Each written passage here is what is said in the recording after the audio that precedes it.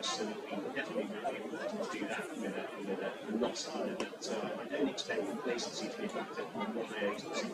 You've been casting an eye over that score sheet. Who caught your eye? Who should we make sure that we keep an eye on tonight? Very great to be right at the moment. He's taken to be back to the top of the depth actually across as well.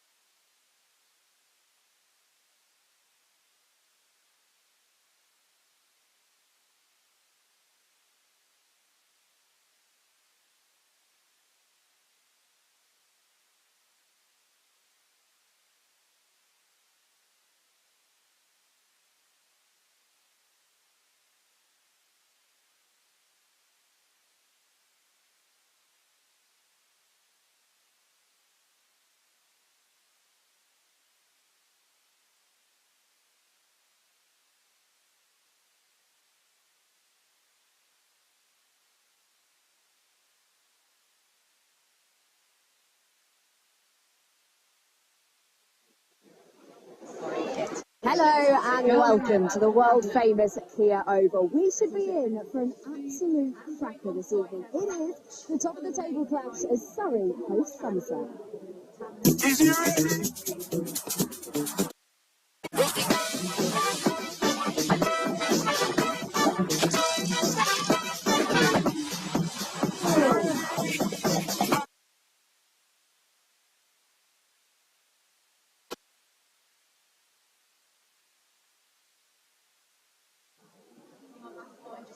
Well, welcome back. Thank you so much for joining us. Just 2 games left to play of this group stage, and we should be in for a very good one this evening.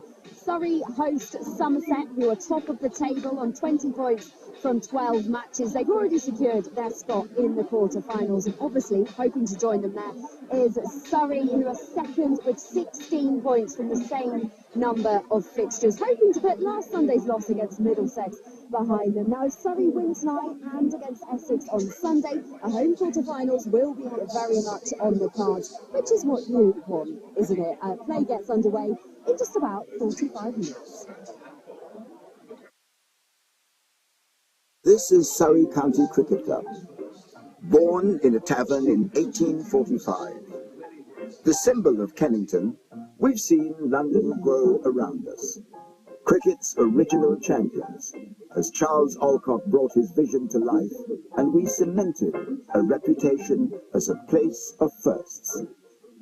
International football, FA Cup finals, international rugby, test matches, as well as where English pride came to die, before a great rivalry was born from its ashes. We share our feathers with royalty, and pass on the honour of the brown cap through generations. We've seen England's best spend their careers with us. Well, that's Jack Hobbs. Head and shoulders, yes, over all other living batsmen. And the game's best finish under our gasometer. We've won 7 in a row, thanks to Surridge, May, Barrington, Locke, Laker, and the Bedser twins. In fact, we're well known for our famous siblings, but there's always been one family who've stood out. We saw the West Indies grip a nation on our doorstep, and the pioneer set records galore in the women's game.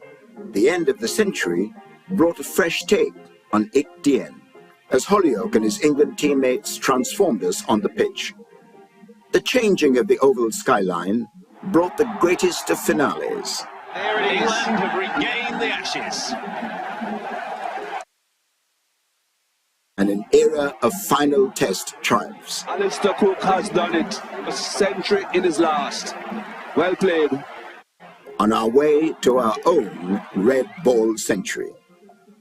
We're one half of the game's oldest rivalry, and its only London derby.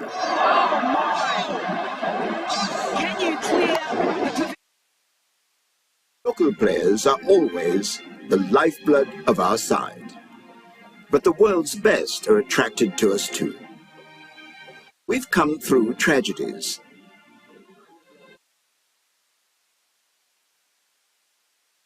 Now we're home to world champions and cricketers of the year. 175 years have passed. There's much more to come. This is Surrey County Cricket Club, heart of London, pride of the county, the grandest stage in world cricket.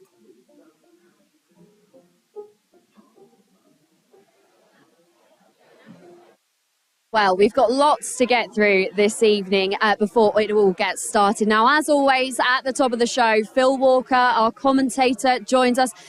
Phil, let's talk about Thursday. Earlier I said that that loss to Middlesex was on Sunday. It wasn't. It was Thursday. I can't get my days right. But I've done it now. I've sorted myself out. Let's talk about Thursday. What went wrong for Surrey? Well, it was one of those crazy games where form just flies out the window. It's a London derby, so anything could have happened. But Middlesex rock bottom on their uppers, Surrey dominant. Nobody saw it coming, not least the bookies. And it was just one of those games. We've seen it here. We saw Surrey collapse on a Sunday afternoon against Hampshire when the form book went out the window. And we saw it again against Middlesex. Again, I don't think you need to read that much into it. They will be concerned at their inability to defend that target, I think. But sometimes in a T20 game, the emotion and the momentum of the occasion just takes you away. It's always a sellout here at the Kia Oval. It was the case last time out against Middlesex. It's another sellout again tonight. But we're talking 9 days ago now, right? Or 8 days ago. So there's a lot of water under the bridge already in English cricket. So I don't think there needs to be too much read into it. If anything, it gives just a bit of spice to this one. Because if Surrey had got over the line, we'd be sitting here creating a narrative. But now we have one. Because Surrey need to win 1 from 2. They need to win tonight, or they need to win on Sunday against Essex. To get that home quarter-final, which is very important. Exactly that. So this is a big one. And they'll be smarting after the Middlesex game. They'll be desperate to get back out there. They lost the championship game as well earlier in the week, which is their first championship loss since the end of last year, when they'd already won the league. So an active championship game that they've lost. That's the first time in 2 years that they've lost a 4-day cricket match of note. So they want to get back out there and they want to get going again. But this is a club that thrives on scrutiny and pressure. So this is a must win. It's today or it's Sunday. Ideally, they get them both done, and then you've got that home draw and the money spinner that comes from that. What are you expecting from tonight then? Because it's always a fierce rivalry between these two. Exactly that. And Surrey beat Somerset down at Taunton early on, as you say. And Somerset will be ticking a bit because there's respect between the two teams, but there's a little bit of needle there as well. And Surrey, everybody wants to beat Surrey, as we know, right? Surrey's the cream of English cricket, and although Somerset have already qualified, they will want to establish themselves over Surrey here. And if they can push Surrey to the sidelines, then it's all the better for Somerset. So they'll be going at this as hard as they possibly can here, will Somerset. And look, they've got quality from top to bottom, so it's going to be a high-class game. It showcases the best of English developmental cricket as well. If you think that you have, just on Somerset side, Banton, Will Smead, Tom Abel, 3 homegrown cricketers, and Surrey have become famous for producing their own quality English cricketers as well.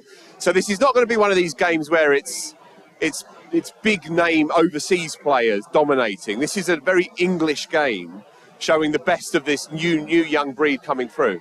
Well, you say it's going to be feisty. Can you imagine if you've got 2 brothers playing against each other? Right. 2 twin brothers. I spoke to Jamie Overton earlier.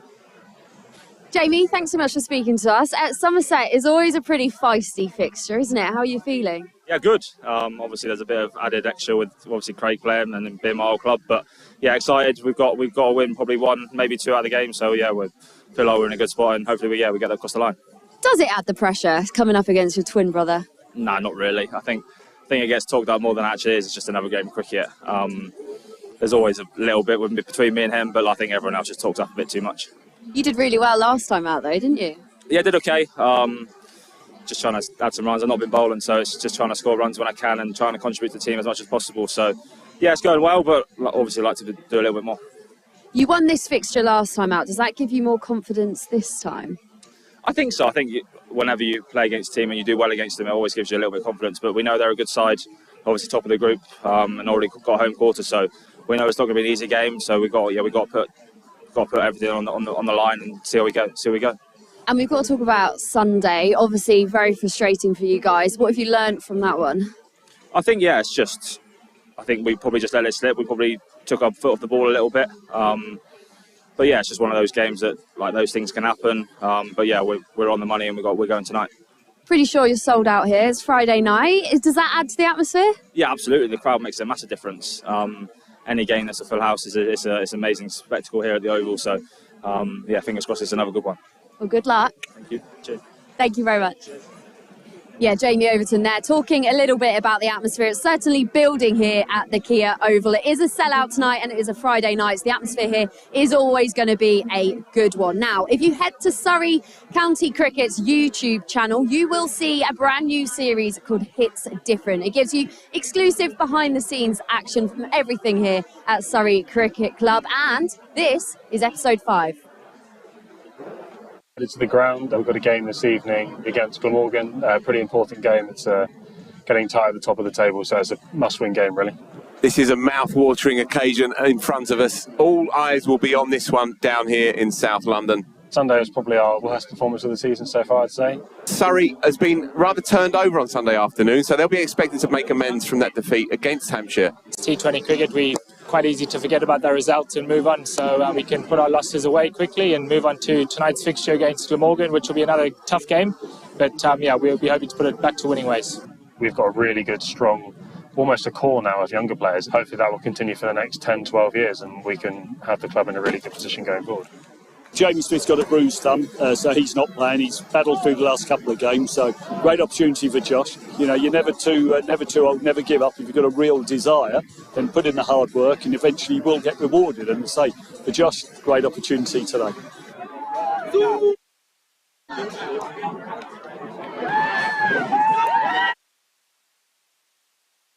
The crowd is filling out nicely. We're expecting a good 17,000 or so. Just missed the man. That is the first boundary of the day, and Laurie Evans is away.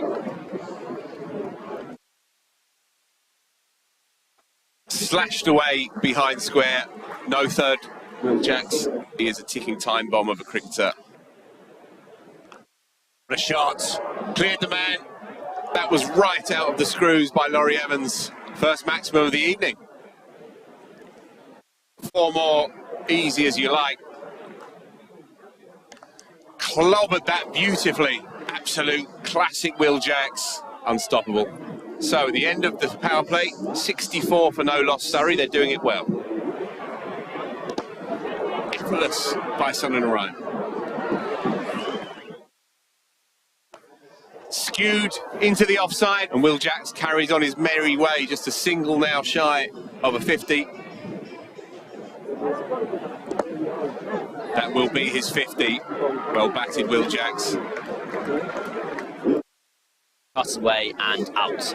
Will Jacks just gets to the top edge. And the fabulous Curran brothers are in.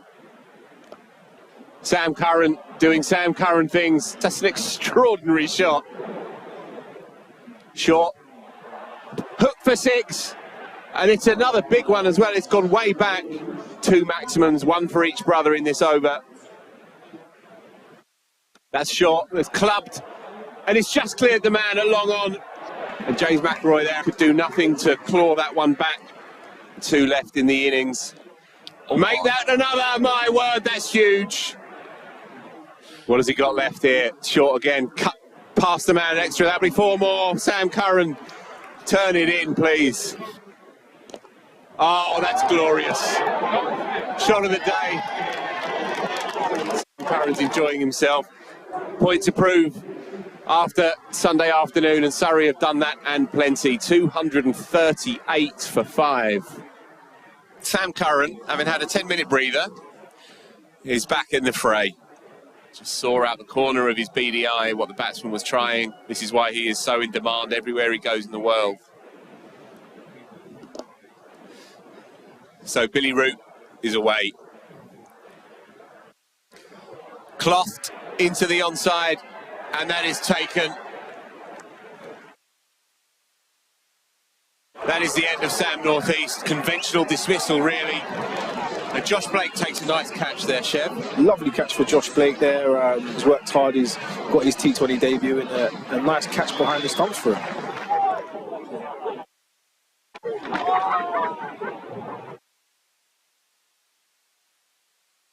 Good shot.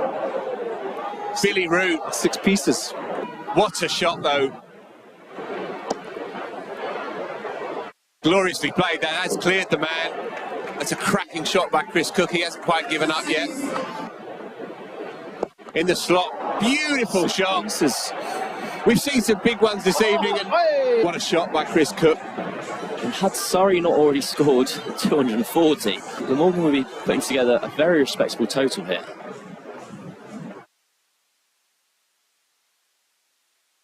Spinning. No bother. Just hit the stumps. Narine does what Narine does. It's been a rather limp performance by an admittedly depleted Glamorgan side here. All done and dusted here. Surrey have won comfortably.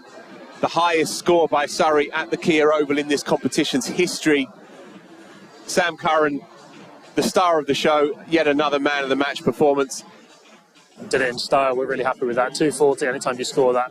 Record score at the Oval, we're very pleased with that, and then good performance with the ball as well. It's T20 cricket, you've got to keep being fearless and just play with freedom anytime you play. So I try and do that no matter how many runs I get, and I'm really happy with how I performed.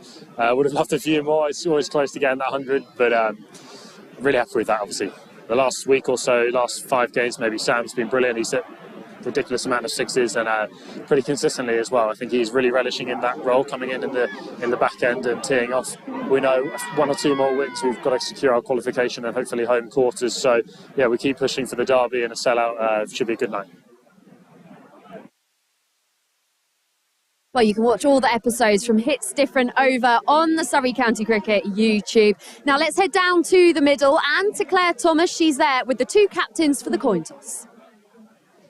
Well, half an hour until the first ball of this top of the table clash in the Vitality Blast, which can only mean one thing. It's time to get the coin toss underway. We've got both of the captains and our 2 umpires right here at the wicket. And Imogen's been practicing with a 10p piece, but she assures me that a 50 will be absolutely fine. So thank goodness. Imogen, step on in. Right, are we ready to go? Shall we get it done? Let's have a flip, please. Right, well, Tom has called tails. It's a heads. So, Chris, what are you going to go for? I'm going to have a ball. And why is that? Combination of things, fresh pitch. I feel like it'd be a good chasing ground, and also obviously a bit of weather around as well. And how exciting is the prospect of 25,000 Surrey fans cheering you on tonight beneath the Friday night lights? Oh, the atmosphere is always brilliant. I don't expect much different tonight. Hopefully the boys can put on a good performance and come up with a win for them as well.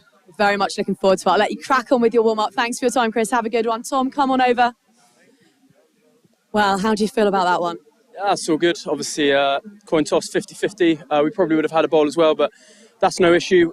We've won batting first as well, so obviously we're looking to put a good score on the board and try and put them under as much pressure as we can. You're home and host. You'll be at home for a quarter-final in a few weeks' time, which is a lovely position to be in. So what standards have you set yourselves tonight? What's the motivation? There's always motivation. Obviously, Surrey are top team. It's obviously coming to the business end of the competition, and every game, to be honest, feels like a must-win. It's obviously nice having secured a home quarter-final, but we certainly don't want to sort of let our standards drop now, and we want to keep playing good cricket and keep being really aggressive.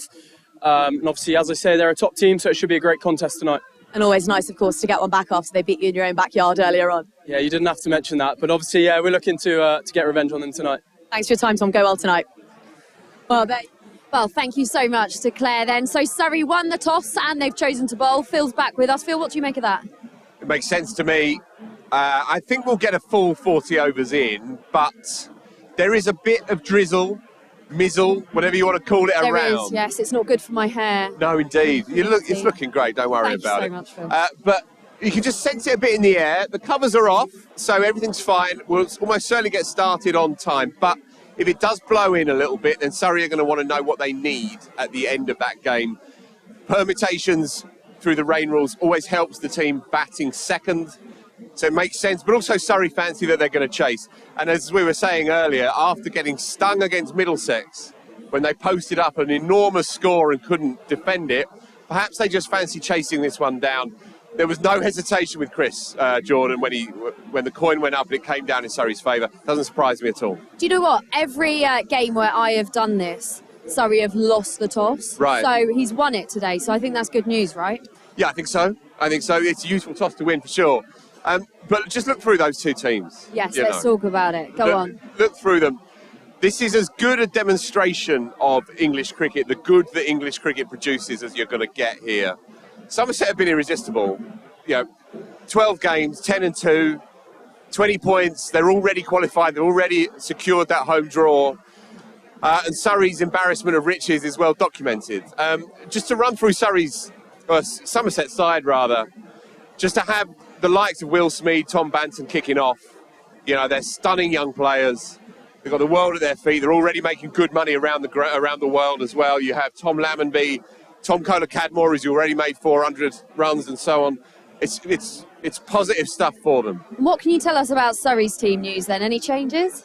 Well, it's as you'd expect. So the top two going hard again, Jackson Evans, the Curran brothers play, and then, of course, the all-rounders. Jamie Overton's a batting specialist at the moment, not quite fit to bowl just yet. Sean Abbott, the record breaker who kicked off this whole campaign with a 34-ball 100. He'll be slipping in there down the pipe, I would imagine. And then, of course, Sunil Narine, the legendary, the iconic Sunil Narine, bowls like a magician and bats beautifully as well. So everywhere you look, there's quality in this cricket match. Do you know what, Phil? Surrey have set their highest ever score in the T20 this season. Highest ever score at home, highest ever score away, etc., etc. And the lowest? And the lowest as well. Why are so many records being broken? But it's a good question. Firstly, the pitch is always great here. It's flat and true. So you get full value, of course. But also, I think the game is expanding constantly and you're seeing greater invention, greater batting versatility. And the arms race, if you like. Bowlers are trying to hold batters back, but it's hard. It's increasingly hard, and you see it. If it's your day, anyone can go the distance. Sean Abbott's a really good example. He's a bowling all-rounder. He made his name as a bowler. He's breaking records with the bat. So they can all do it. They could all do it. It's all to play for. It's all to play for. It's very exciting here at the Kia Oval. The crowds are starting to build up. It's a sellout here tonight, Friday night, under the lights. You've got to love it. Now, if you loved episode 5 of It Hits Different, I'm very pleased to say, episode 6 is here as well. Take a look at this. All right, Surrey second in the South Group. So this will be a massive challenge tonight here at the Kia Oval in the London Derby. Middlesex, of course, the visitors.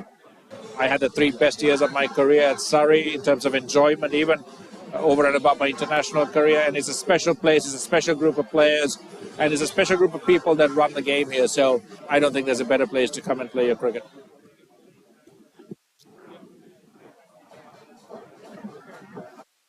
Expect to see fireworks, but in a derby, anything can happen. And even though they've lost 10 games, you just never know on the night.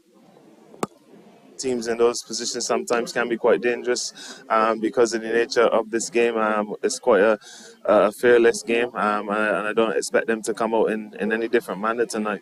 CJ, you got the coin, give it a spin, please. Heads is the call. Steve, you want the toss? What are you going to do? We're going to have a bowl first, and I'll look to chase. 2 very good players at the top of the order, highly aggressive, obviously. Jacks, of course, is in the frame, maybe, for a call-up for the second test, so his name has been in the news the last day or two.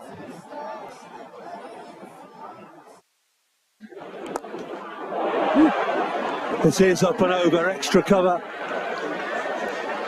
It's the first 6 of the evening. Oh, really good shot. So Surrey off to a flyer here. And Middlesex are under real pressure here. 50 up for Surrey. Full toss, and that has been smashed away. Yeah, this is now Surrey's highest power play score this season.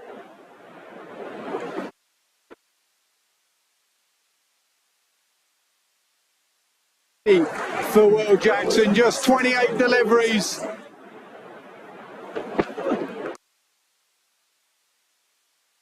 Over deep mid-wicket and lands safely the other side of the rope. Surrey. Again, sounded wonderful. 5th, 6th of the innings. Another one. That is just a pure strike from Will Jackson. Full swing of the bat and he's bust the side screen. Shaw again into the gap. Has it gone over for 6? It's another. This might be 6-2. Gracious me, it is over extra cover. As fielders underneath it, sails over his head. It's 5. This is it. The crowd know what's coming.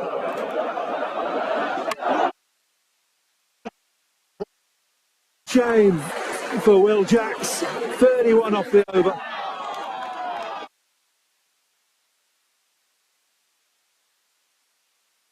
Let's have a breakthrough.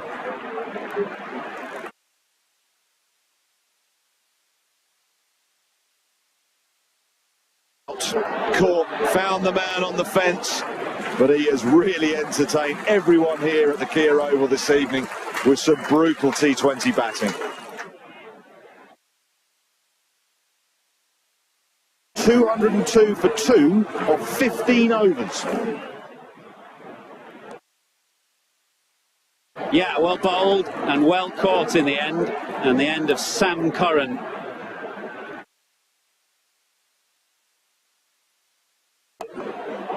Slower ball and high in the air. Holden says mine and takes a good catch. Jamie Overton has to depart. As Abbott swings away, that's exactly where the other man was. Got hold of that and it should be out. Yeah, good catch.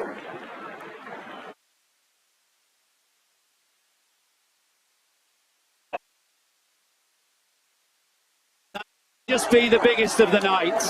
252 for 7. Incredible hitting from the Surrey team this evening. I guess they've got nothing to lose. Middlesex 14 on the bounce they've lost. They're chasing a mammoth 253. Guess Eskenazi has said to his team, go and have some fun. Oh, that's in the slot as well. Oh, that's a pistol crack, and it's gone sailing into the stand. Sounded better off the bat. That was more off the middle. Eskenazi is sweeping straight to short, fine legs, a mix-up. It's got to go down to Will Jacks. Short. It's Cracknell that has to depart. Heaved away, put down. Oh, he'd be disappointed, Jamie Overton. He's such a good fielder.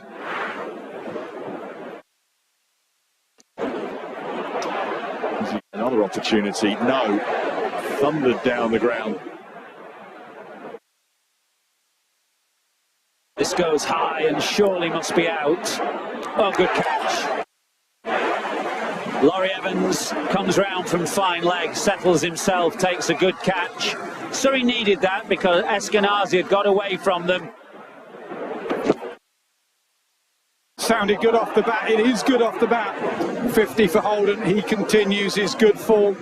Sky looking like a JMW Turner painting, and runs coming off the bat at a rate.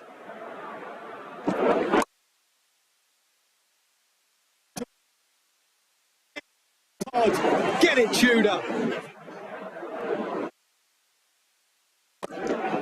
Excellent.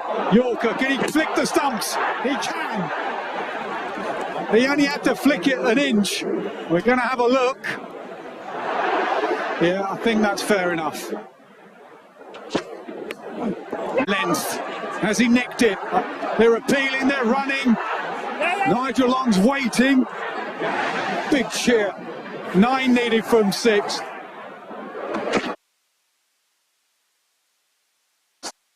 Goes for 6. You stay there in Max Holden. Unbelievable run chase so far here from Middlesex. It's lost all 11 this year, lost 14 on the bounce. Down and out halfway through this game. The barren run in Blast cricket comes to an end. This game in 15. They win the London Derby. The highest ever run chase in Blast history. The second highest ever in T20 history. Unbelievable run chase. And that was episode 6 of It Hits Different. You can catch all of the episodes over on Surrey County Cricket's YouTube channel. So if that takes your fancy, head over there.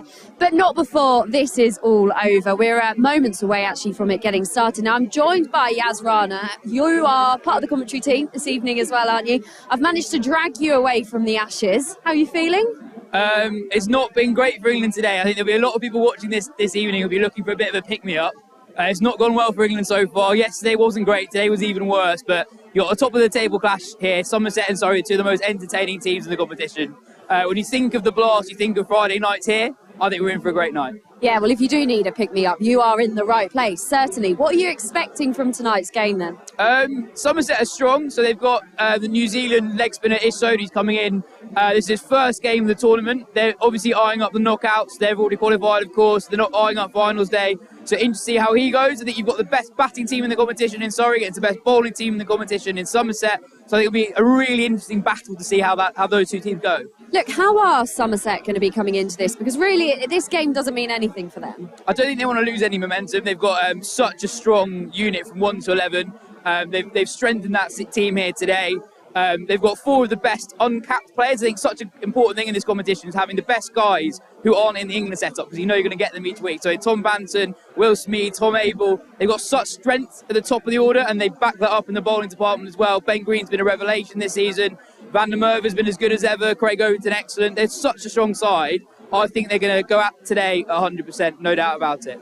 And what about Surrey then? Are they going to feel the pressure, do you think? Because this game means a lot for them. Yeah, absolutely. I mean, there was a game last week against Middlesex where they didn't quite go over the line, having done so well with the bat. There'll be a little bit of pressure on Surrey because the teams below them have actually been winning, so they could have already qualified even with the loss last week, but results didn't go their way. And there aren't many games to go. We'll be done and dusted in 2 days' time. So there is a little bit of pressure on Surrey. And as I said earlier, I think Somerset are going to be 100% on this game. They'll be thinking as well that there's a pretty good chance they play each other again in the semi-finals or the finals. So they'll be really, really desperate to make sure they have the momentum over this strong Surrey side. Well, it would be all in Somerset's favour, wouldn't it, if they can knock Surrey out of the competition? We don't want that, obviously, but that would be very interesting, wouldn't it? No, absolutely. I think Somerset will probably look at it as Surrey is such a strong side on paper that if you've got that tiny opportunity to knock them out of the competition now, absolutely take it. So that's a massive incentive, probably more so than anything else tonight. Yes, how's your catching? It's not as good as I'd like it to be. Have you ever tried the Kia high catch? I haven't. I'm always very impressed when I see someone pull it off, but I haven't tried it myself. Are you? Okay, interesting. Well, watch this next VT then, Yas, because yours truly pulled it off. Well, it's not just the cricketers attempting to orchestrate catches out on the field here at the Kia Oval. There's plenty at stake if you're a spectator as well. If you're skillful enough or just lucky enough to grab yourself a 6 from the skies, there's a cool £1,000 up for grabs thanks to our friends at Kia. They're also the ones behind the now infamous Kia High Catch, which we roll out each and every interval, where 2 pairs of spectators find themselves out on the field of play here. And James, up there with the tennis machine. Hi, James. Will rain down balls upon them. And it's at that point that the prizes start to come into play. Catch 1 ball, great, well done. You've got lots of bragging rights that you can wander home with. Catch 2, it's a cap. Catch 3, it's a shirt from our merch store. And catch 4, and this really is the jackpot, you win yourself tickets corporate tickets, fancy tickets to a game right here at everyone's favourite cricket ground, the Kia Oval. Now, there's nothing quite like embarrassing yourself live on TV, so that's why I thought I'd bring Betty Glover down and we would give the Kia High catch a go. Betty, it's infamously really difficult, so be honest, how are you feeling? I'm not feeling very good, Claire, and also, I will be honest, we had a practice earlier, I didn't catch a single ball, so not feeling good. I caught one of them with a very rudimentary rugby technique, and you can see here there's a lovely tennis ball shaped mark on my forearm, so one injury, no catches. Let's see how this goes.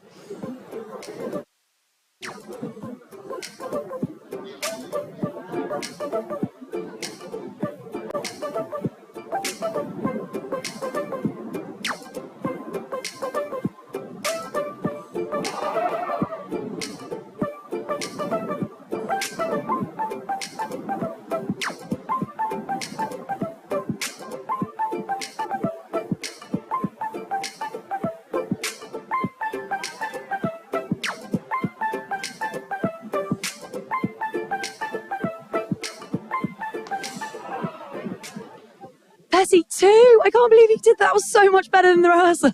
Claire, I'm very out of breath, I'm not going to lie. That took a lot out of me. You ran a marathon. Yeah, well, not then. But yeah, I had to tie my hair up, had to get myself in the zone. I caught 2, should have catched 4, realistically, I think. Should have caught 4. Way to back yourself. I was just going to say, can I borrow your hair ties? I'm going to take this just as seriously as you did. 2 to beat. Come on, Claire. Thank you.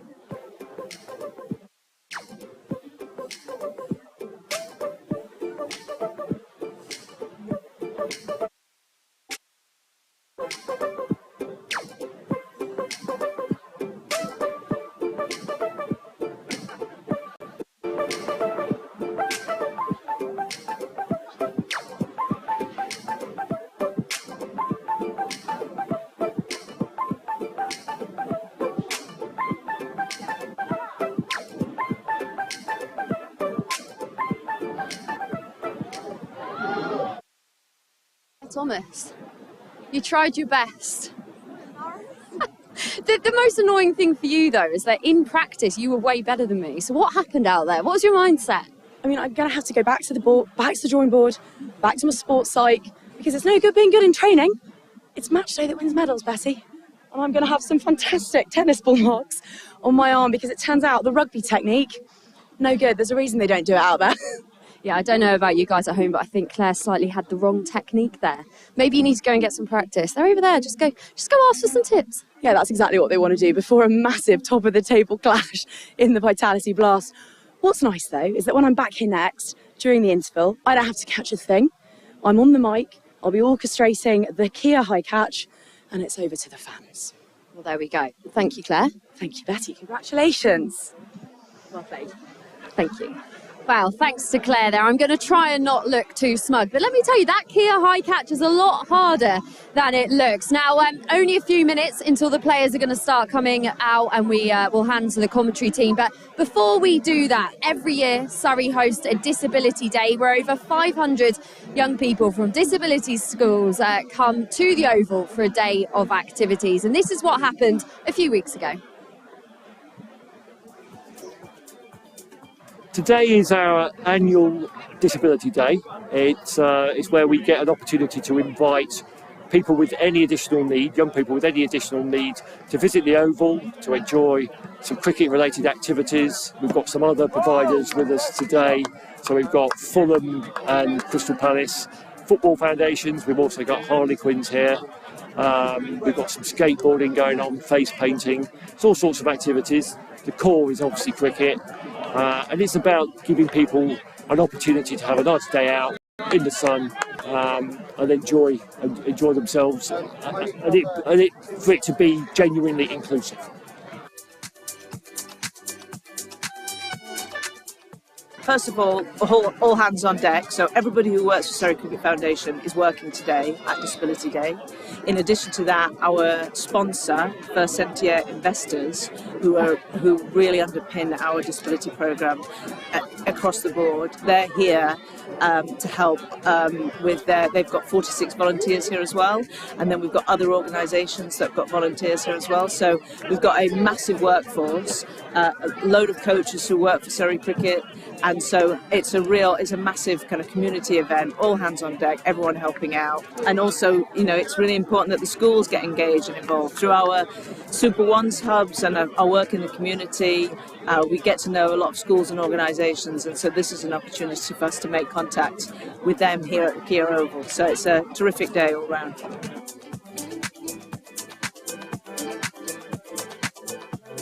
It's really good for them to experience it, and what they get out of it is just pure and utter enjoyment. They go, they smile, I get them back to school, and tomorrow I'll probably be playing cricket on the field with them because that's what they'll want to do.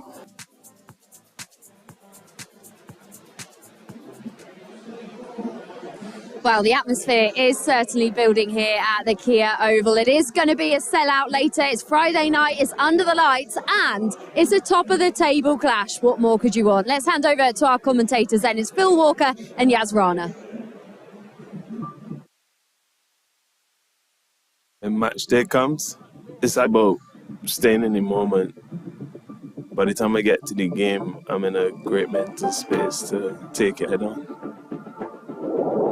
Professional sportsmen have nerves. I'd consider them to be nice nerves. It means that I'm alive, it means I'm on edge.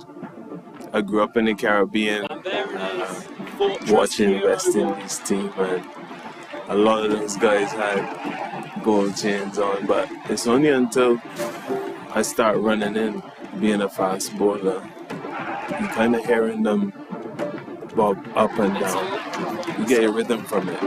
You get a feel from it. When the game is on the line in a real high pressure moment, coming out on the right end of that moment is probably what gives me more satisfaction. Whether I have the ball in my hand, whether I have the bat in my hand. Power, your pace, all the things that make your performance electric. Remember what got you there. Every game's a journey.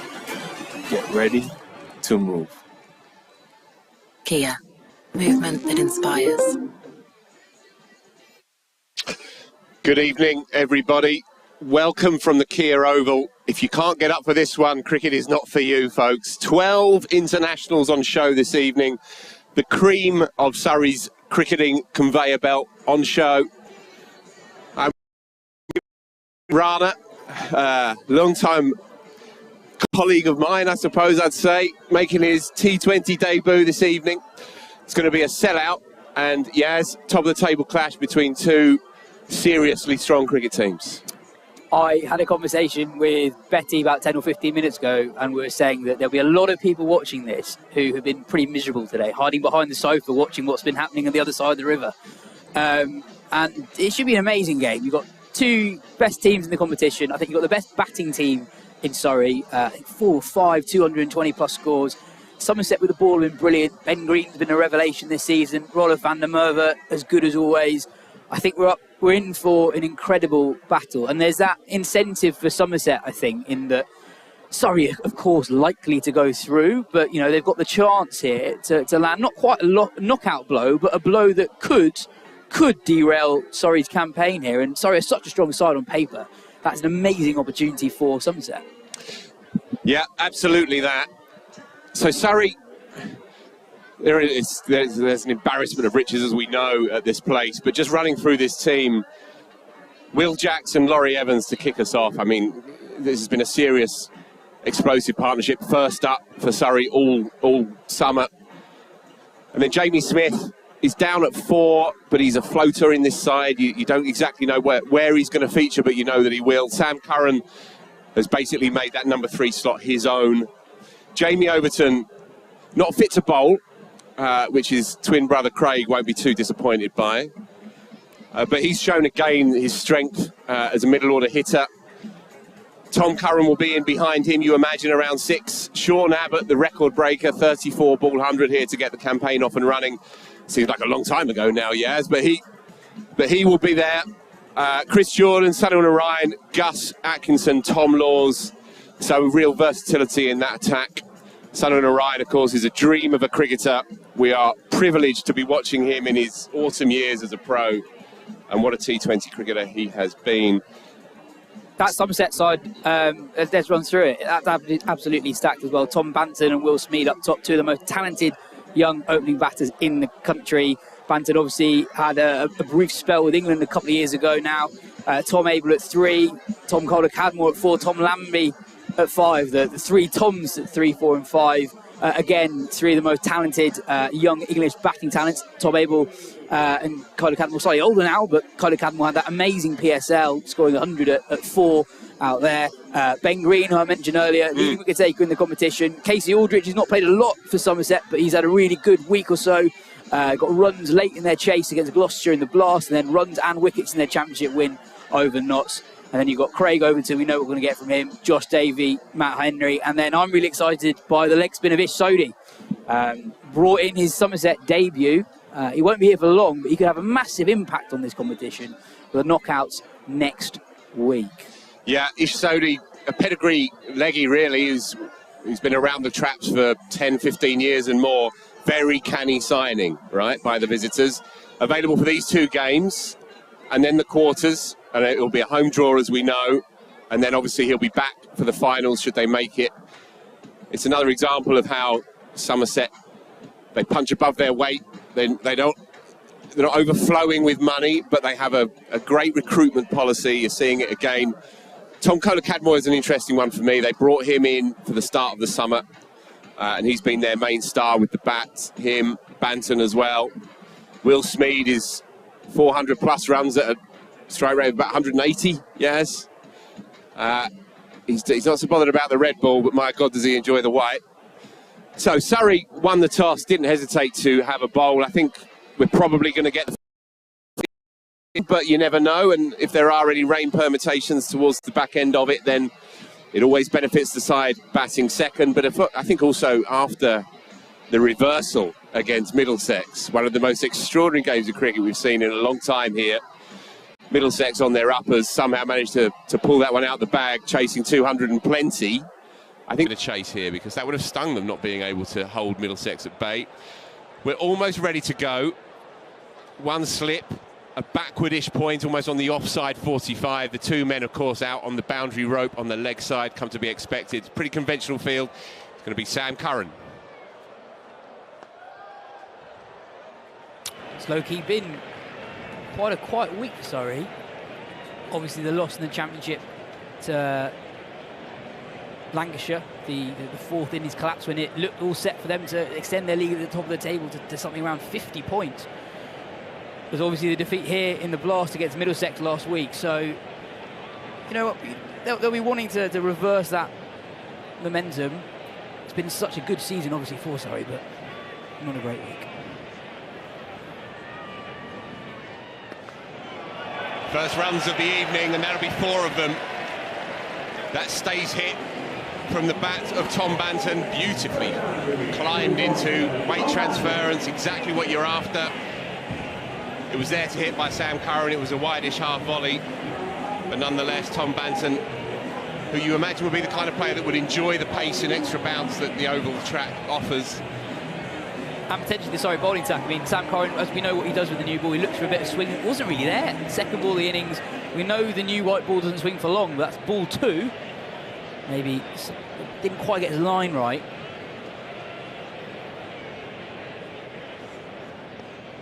That's better from Curran. Honing in on that off stump. Yeah, you come to expect it from Sam Curran. He never makes the same mistake twice, does he? He has such an amazing, natural, intuitive feeling for a game of cricket. Just pulls his length back there. Tightish offside field. They're very close in there. They're not on the edge of the circle as you might expect. They're trying to squeeze in the early stages here.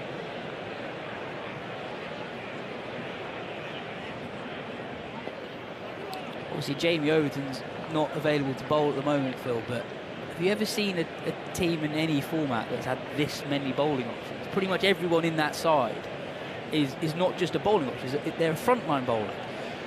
Other than Jamie Smith, who's obviously got the gloves, and Laurie Evans, you actually have 9 legitimate bowling options, 8 if you discount Jamie Overton, who's not fit to bowl at the moment. Yeah, it's their own form of total cricket, right? This is what they're trying to create here at the Kia.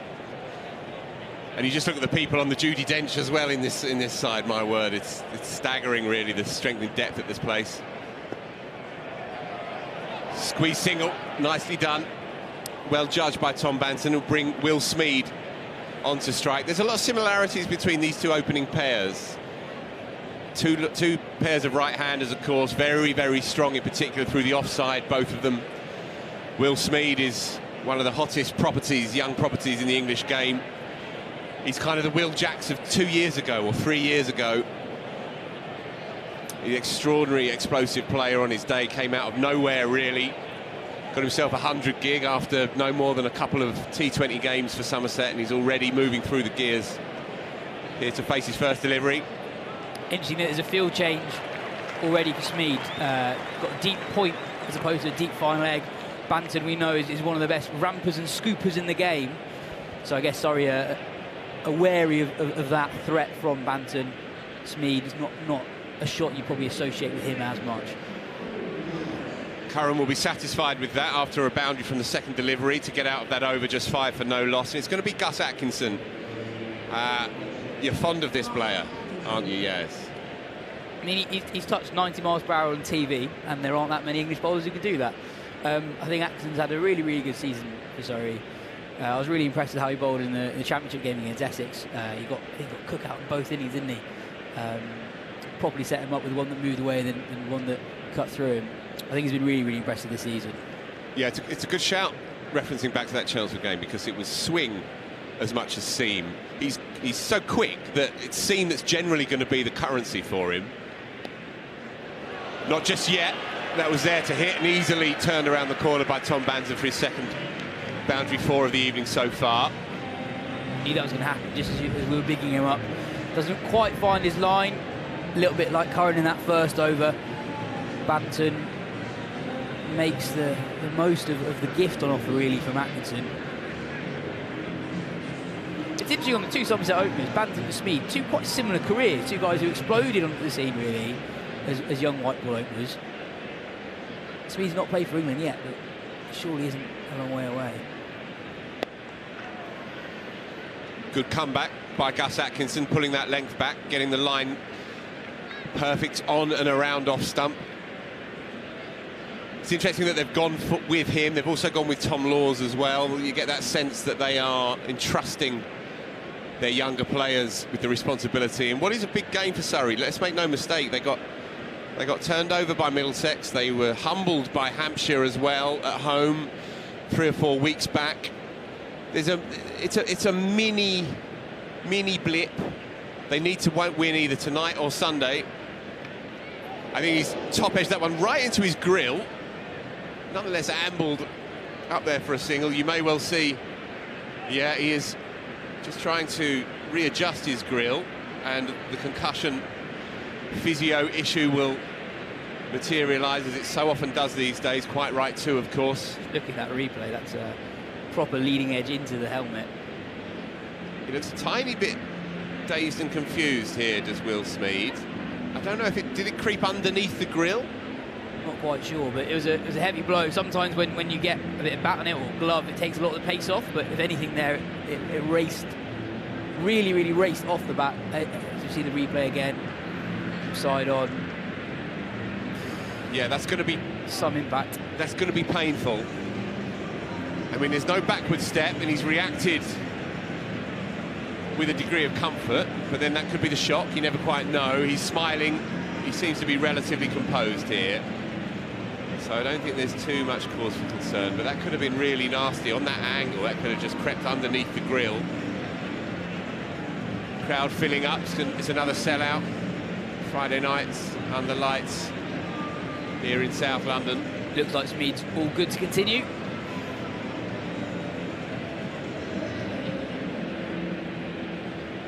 Chris Jordan just gesturing to the man at deep third. So just a little bit wider. Very tight offside field. There it is, the ramp, and that's gone all the way. That's a fabulous piece of improvisation by Tom Banton, who started here with a point to prove. 16 from his first 8 deliveries. And you preempted it, Yas. It was in the slot, but using that extra pace and zip that you tend to get from these fabulous pitches here at the Kia Oval, and that's gone all the way. Thank you very much. Yeah, absolutely. Just a little bit extra pace on the ball from Atkinson compared to Sam Curran. Atkinson operates in the mid to high 80s. Amazing how he premeditates that shot. They've pushed long leg back now onto the boundary. Quick one. To make it comfortably enough in the end. Surprised Sam Curran went to the non-strikers. I thought he might have had more of a chance of a shy at the batter's end. Nonetheless, well-judged single. They've been very good between the wickets already. Yeah. Very happy to tap and go. These are two players entirely in sync with each other. They understand that this is how they want to play the game. They are naturals at this kind of cricket.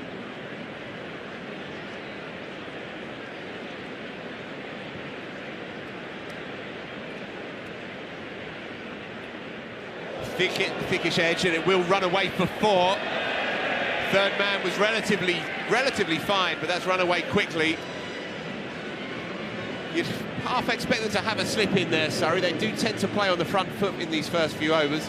That wouldn't have gone to first or even but 1.5 nonetheless, and that's run away. So a good start here for Somerset. Off the over. You'd say that other than the first ball that was clipped off the hip for 4, that's not a bad over from Atkinson, but as we know here, the pitch is true, and there's a bit of pace on the ball, it's particularly in the power play with the fielding restrictions. Sometimes as a bowler, you can get it right and still go for a lot of runs. I found it, mate, go back to the ramp shot for 6. The position Banton is in before the ball is released is amazing. When there's that much pace on the ball as well, you don't know what Atkins is going to bowl. I guess that's the risk you take. It's a gamble. Curran into his second over here. Leg side-ish, played fine, but long leg is pretty fine there, and he keeps it down to 1. Good work by Tom Laws on the boundary. Yeah, Butler talks about being still in the shot, doesn't he? Josh Butler, probably the high priest of the scoop in English cricket at least, and you can move around and be as funky as you like in the process of the bowler's delivery, but when contact comes, you have to trust your instincts to stay still, keep your head in place, and have some courage as well.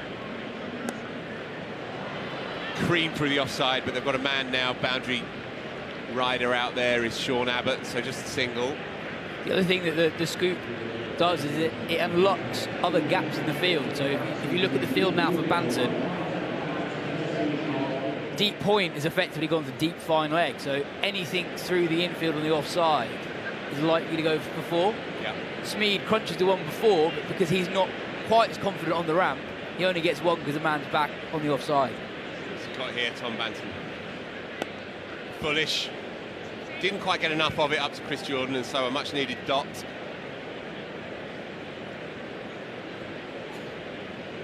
Good start this.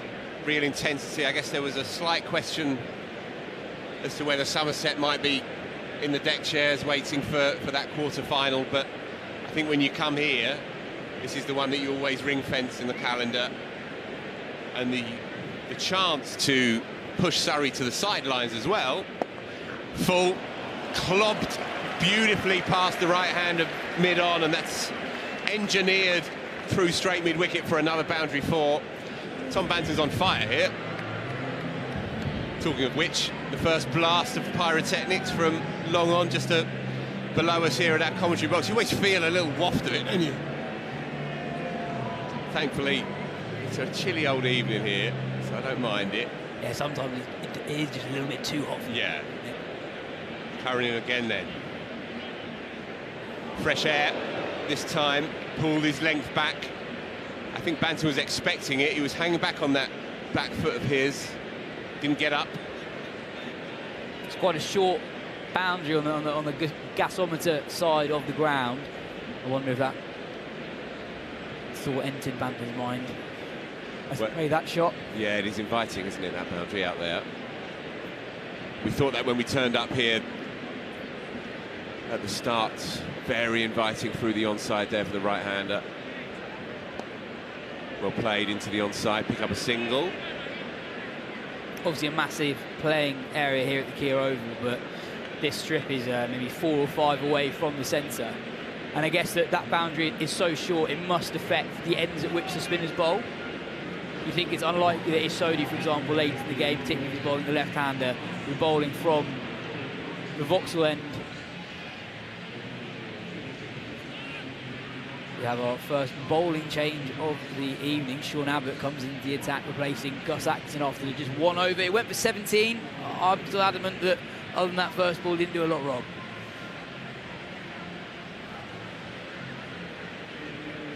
Yeah, Chris Jordan can ring the changes when you have the options at his disposal.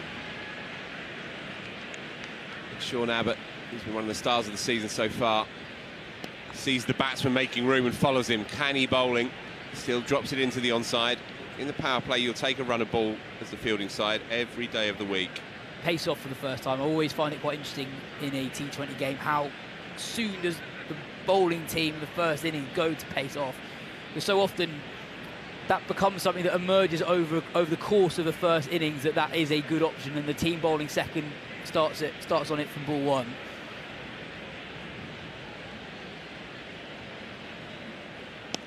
Made room, and he can't clear mid-on first wicket. It's well taken by Tom Curran, who had to move smartly to take it just above his head. Got there, a relatively simple catch in the end. First wicket down. And Sean Abbott, the bowling change has worked. Smead never really got going, only got 5 balls. Tom Banton's had the lion's share of the strike. He's faced 15. He never really looked settled. He was unsettled by that delivery from Atkinson that struck Smead on the grill via his outside edge. Surrey needed that, I think. They've not been completely on it with the new ball. Somerset raced off to a bit of a flyer, 30 for 1 in the 4th over, and especially considering what happened the last time they were out here on the field, I think they needed to get off to a good start, and that wicket will calm the nerves a little bit. I think Chris Jordan said after that Middlesex defeat that they weren't on it as they should have been, with the new ball in particular. A really important phase of the game here. Tom Kohler-Cadmore is the new batter. He's had a superb T20 campaign so far for Somerset. Acquired, of course, from Yorkshire in the close season. Canny bit of business.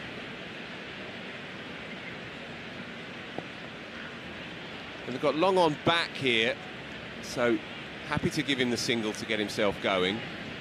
They clearly have their fielding plans to each batsman here.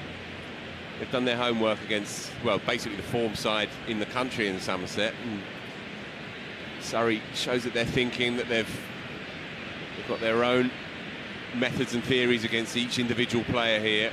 Banton is flown to 24. They're keeping that offside open to him. Leg side, it's just a leg by, I think. I think, again, you're seeing the impact of that short boundary. Abbott bowling very, very straight this over. He's got protection. His 2 men in the deep are both on the leg side for both batters. Just a leg by. Surrey won't mind that, I think, getting the new man back on strike in the 4th. Just a couple of deliveries to come. Tidy start from Abbott.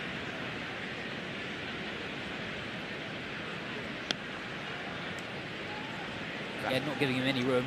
Exactly, it's that heavy length again. We've seen it time and again in T20 here at the Kia that you need to bang it in, right? That filthy heavy length, that tough length to hit.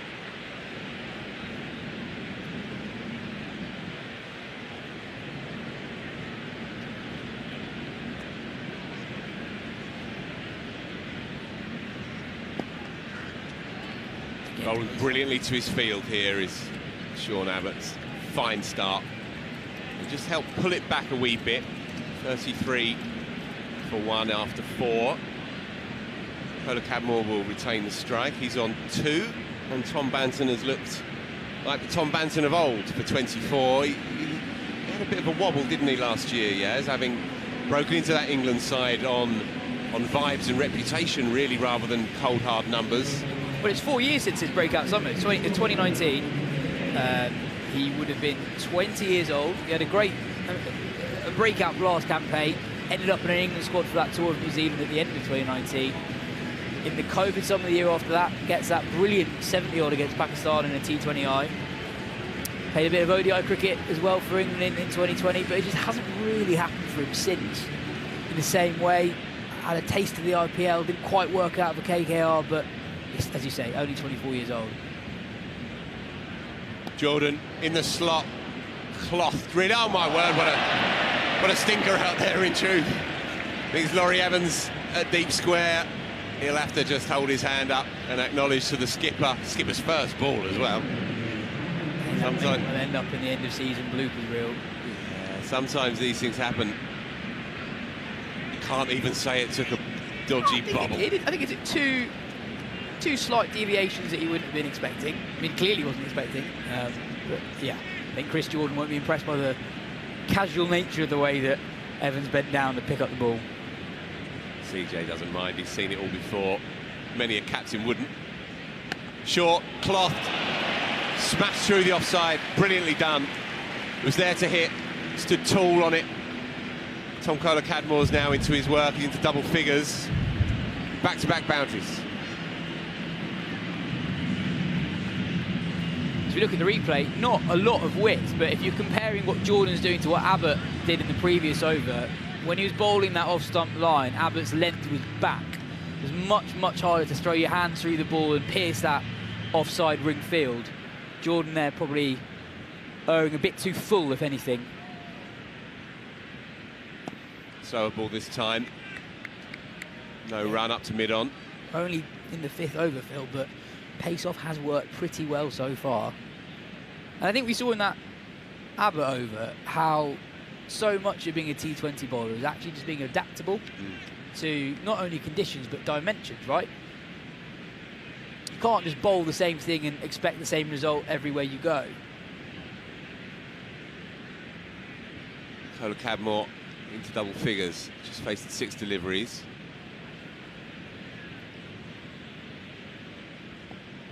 Nicely done.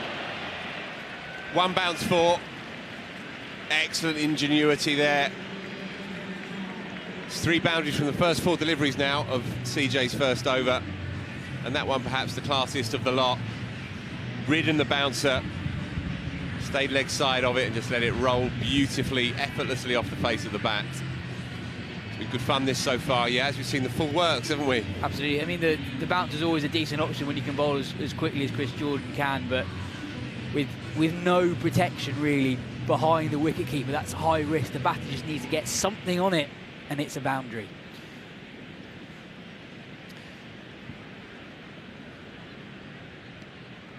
Yeah, excellent comeback. So much of it is cat and mouse in T20. They double bluffed him, I think, bringing deep square leg in. And the batter was expecting something probably slightly fuller, slightly more offside. It's also jagged off the seam as well. CJ showing all of his class here. Can he get out of this over? It's been expensive so far. 3 boundary 4s and a couple of dots. That's hurt Kohler-Cadmore as well. He's just taking a moment. Clattered into that left hand, that top hand of his. And you kind of forget with how long Jordan's been around, but he very much is one of the fastest bowlers in the country, even and now. Still is, right? Bowls upwards of 90 miles per hour.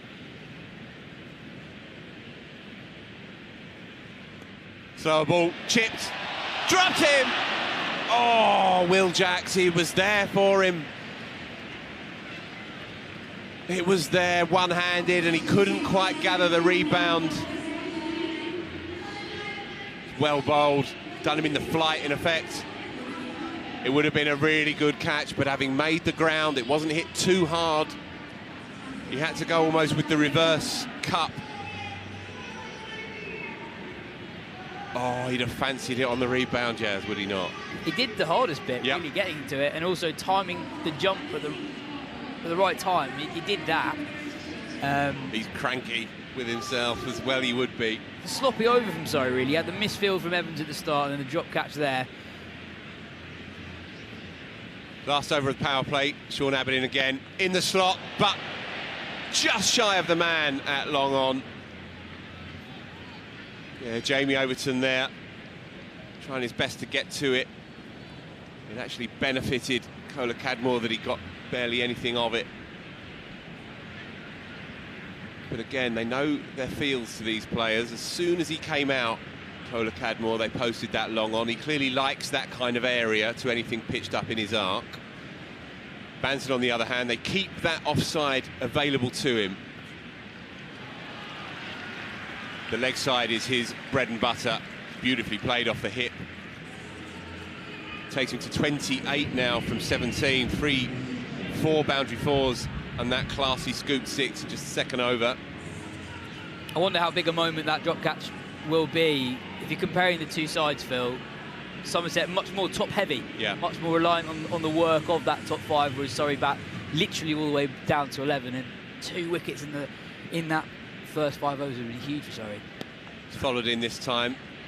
Sean Abbott's bowling a very tidy mini spell here.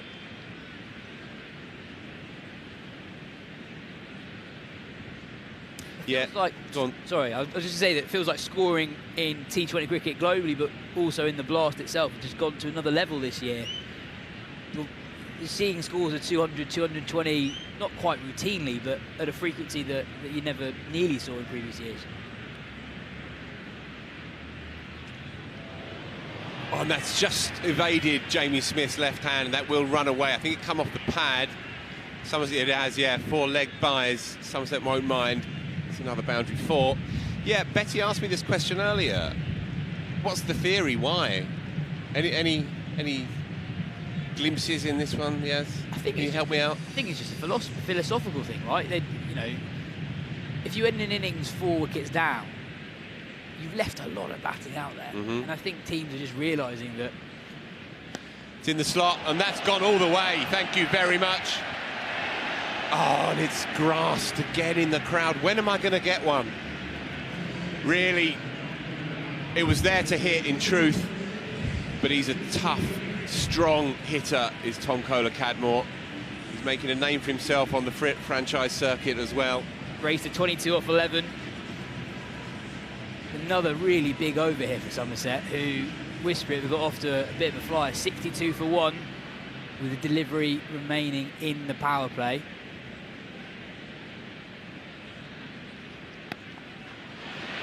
Make that 4 more. Thought for a moment mid-wicket was interested, but he just got enough of it, and that's run away. That completes a very fruitful opening 6, 66 for 1. Somerset are doing this well at the moment. Yas, thanks for your efforts. Chevy Green, the great Chevy Green, ambles in. The hardest working man in showbiz. Nearly as hard as you, Phil. Early thoughts, Chev? Oh, Somerset off to a flyer, 66. Think Surrey could have done anything differently? It's a bit tricky, there's been a few lapses of concentration, I guess, in the field, slightly sloppier than some would have hoped, but now the fields can go back out and hopefully get another better set going in. Still got to protect that short boundary. There's got the boundary riders out there, as you can see now. Gus Atkinson in for his second as well bowled. I think again he's seen the batsman make room for himself, and he's just tried to hit the base of that off stump. Just missed it slightly, but well bowled. Went for 17 from his first 6 without doing too much wrong. There's only really one stinker in that set of 6. I like the fact that they keep entrusting him with the big games, though. They really like him here with good reason.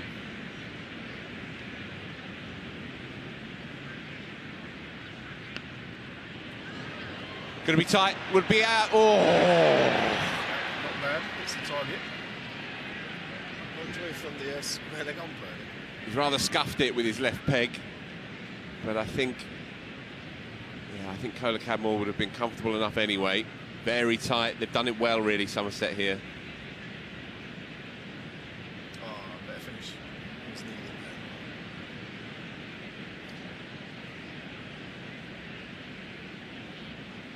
So yeah, as Yas was saying quite rightly, Somerset very strong top 4, a less explosive middle order perhaps, but then with Craig Overton as well at 8 as the death overs hitter, if you like. They've still got that power if they need to call upon it.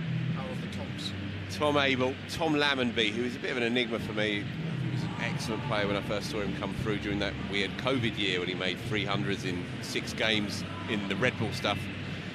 Played 1 or 2 outstandingly good white ball innings, but whenever I look for his name, and he's a player that I'm fond of and I want to do well, but there's a lot of fallow periods for him as well. Still as just a young player.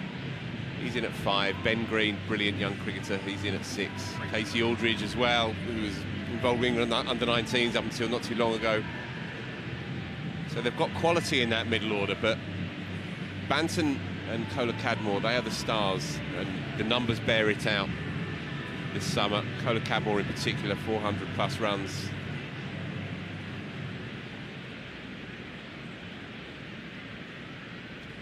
Fresh air shot this time.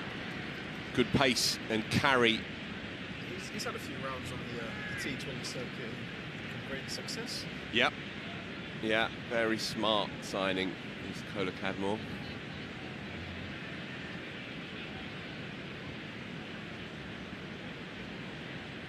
Interesting atmosphere around the place. People just getting into their work. Short again. Canny thinking here by Gus Atkinson. Yeah, feel the crowd starting to pick up. Galadari, Barnes looking quite healthy over there. More people there than the stand, seats. But I think because the quality has been so good, there's not that. The party's not quite got going yet, which is a reflection of how absorbing the cricket is at the moment. That's a big one. You better just find... Oh, that's a second tier and then some. Just try and find looking for that, let alone fetching it.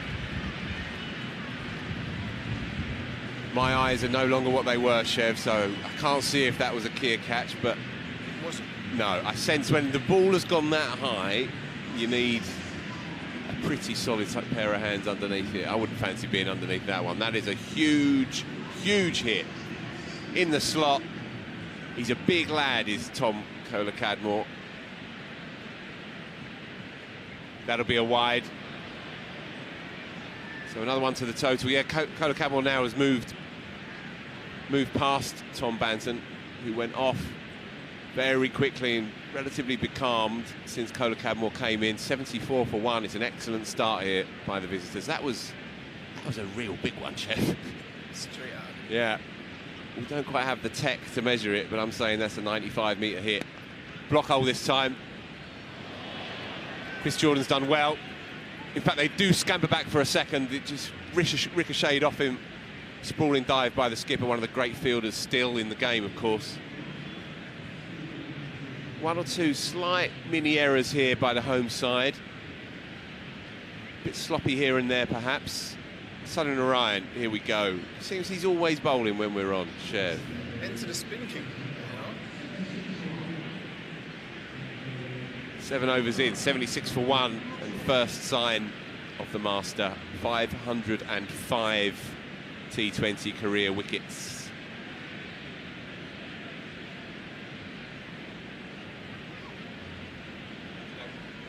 So here he comes, Sunil Narine.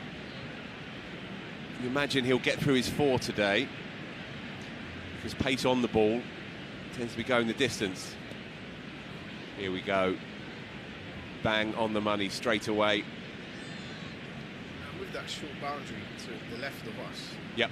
Interesting to see how they approach, how they're playing. So there is, as it stands, but no, they are just changing it round now. Deep backward square on the offside has gone to cover point on the boundary. Out the side of the hand this time, just the slider, if you like. Perfectly dropped onto a length. It's just a completely different tone and tempo as soon as he just ambles into the fray. This has been squeezed behind square. It's going to be a chase for Tom Laws, and he can't quite pull it in. Bit streaky. Yeah, I don't think he meant to place that one there. Off the bottom edge. 4 in the book. Yeah, 50 partnership up as well between the two. Moved on to 81 trying to just pierce those two behind square on the offside, but nothing doing. No pace at all on the ball. Cat mouse there. Should I come? Should I not come? Yeah, I think it's fascinating for me, Narine. No one ever sweeps him, do they? No one ever sweeps him. You just can't.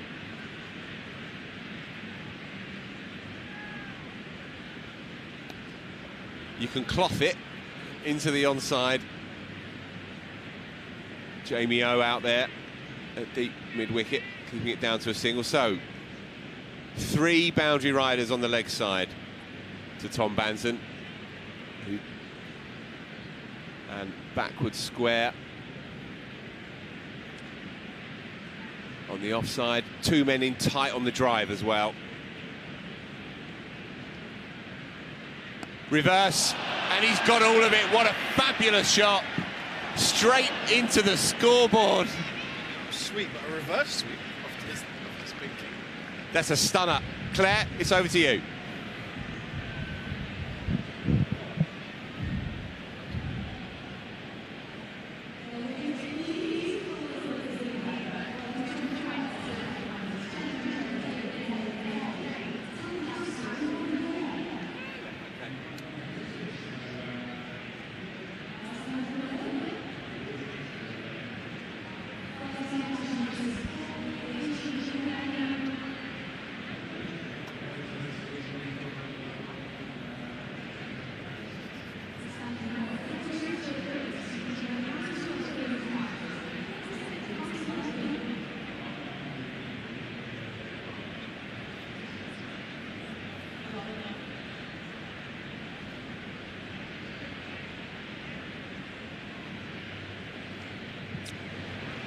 Back here, Tom Laws into the attack. Full, straight, block hole, good start. Yeah. He's a hitter of memorable shots, is Tom Banton. Very. And that was really quite special. The reverse clobber over straightish mid-wicket right into the sides, into the scoreboard. Slower this time. Chance, got him. Straight down the throat, didn't have to move. And Will Jacks, the man under the high ball, he will be delighted with that. Having shelled one earlier, Tom Kohler-Cadmore's got to go for an enterprising 39. Surrey needed that, Chev.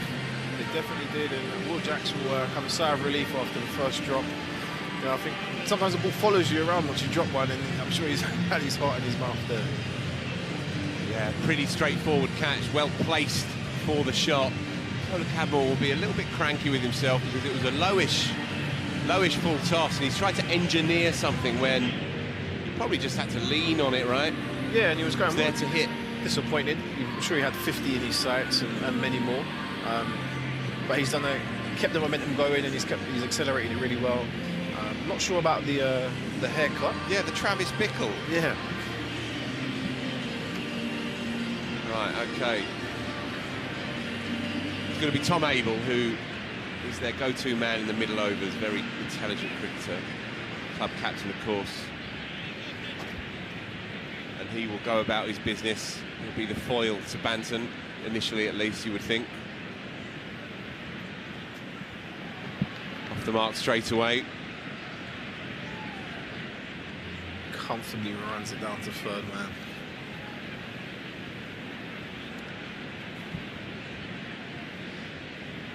It's hard to know what good scores are anymore in these games. We wasn't on the game, but after the last home game, I'm not sure exactly what is a good score. Exactly that. All form, all convention has just been deposited somewhere over straight mid-wicket. Well bowled. Oh! Make that 1 from 3. Will Jacks again at backward point, and he's furious with himself. I have to say that was there to take, and quite comfortable for this level, right in and out. He can't believe it. And nor can Tom Laws, who was down on his haunches. Could have been 2 in the over. Good comeback, it's been a good over this. As ever, he's a very creative and inventive cricketer, is Tom Laws. Will Jacks, penny for his thoughts, down now at third man, grazing in the outfield. like I said, Phil, sometimes the ball just follows you around, and that's another one gone down for him. Well bowled, excellent stuff. Just 2 from it, and the wicket could have been even better. And of all the players that potential missed opportunity that you don't want to give a second chance to, Tom Banton there, and Jackson will be upset, disappointed with that one, but I'm sure he'll keep his head in the game, and another chance may come to redeem himself once more. Charmed life then so far for Tom Banton, but he's been box office when he's got himself going as well. 2 very memorable maximums so far, and it's an interesting mini passage in this game now. 90 for 2, new man at the crease, and Tom Abel.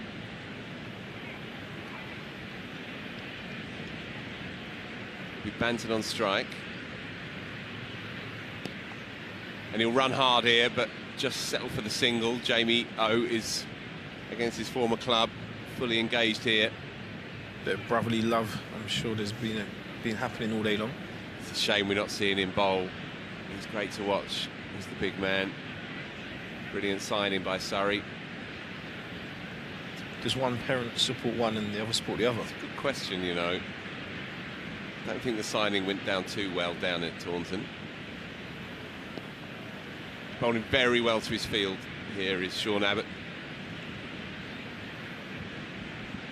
So Will Jacks, normally so safe, excellent fielder at backward point. You don't get to field in this team at backward point unless there's something really special about you, and yet tonight it's just not been his night.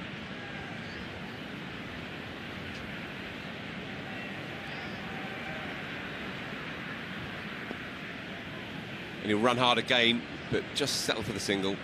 Don't need to do anything too fancy here, these two. So here is the first of Will Jacks' 2 drops. Tough one. Would have been spectacular to have pulled it out the bag, but he'll still be a bit cranky with himself. The second, we're struggling to make excuses for this one, Chev. Yeah. To be honest. Regulation. Beautifully bowled. Jag back through the gate. Just missed the off stump on height, but this is good, aggressive fast bowling by Sean Abbott. It's cut him in half there.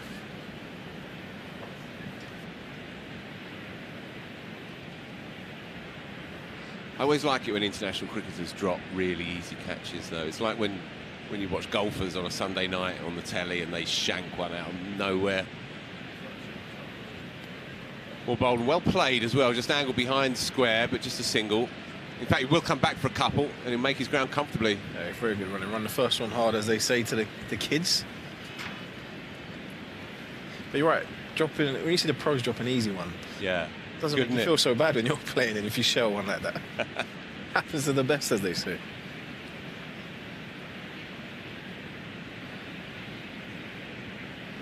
Good over this so far, just 5 from it. Make that 9 though, that slashed away. It was there to hit, just got enough of it, and that'll be first boundary for Tom Abel. So the halfway point, folks, 99 for 2. Been a fascinating, absorbing start, and the crowd reflecting how gripping the cricket is as well. Got a full crowd in. What was that? So here we go, Chevy. The Women's Ashes is off and running, and Wednesday the 5th of July at 6 o'clock we've got one of the IT20s. It's going to be an absolute humdinger. 24 quid for your tickets. We're back here live. Tom Laws showing all his tricks as well. Slower ball. Yeah, 24 quid for adult tickets, and as we discussed last week, just a £1 if you're under 16. You cannot say fairer than that, folks. July the 5th, 6 o'clock it all gets going. Go to KiaOval.com to buy your tickets. Get right behind it. He's in the slot there to try and launch over the onside, but again, just varying his pace a little bit. Threw the shot a bit too early was Tom Abel there, and so Tom Banton is able to get through. Laws has started really well here. As you said, a few change-ups. Applied a bit of pressure.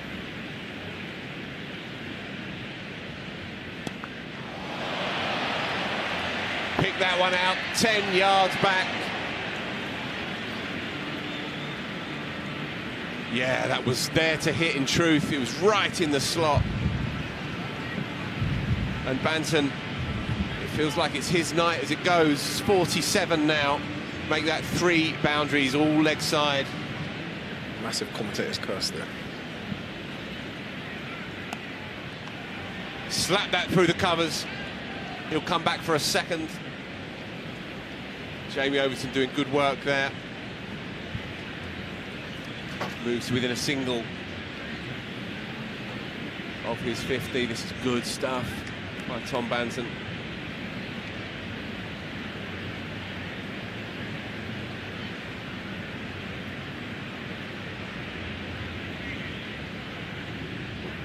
We'll have to do that one again, I'm afraid.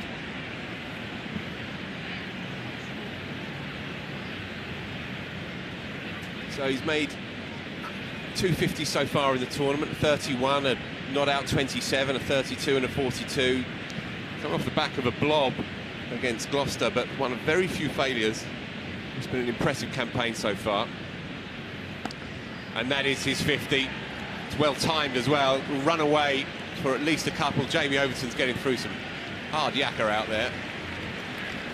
Comes back for his 50, just 30 deliveries. Excellent stuff.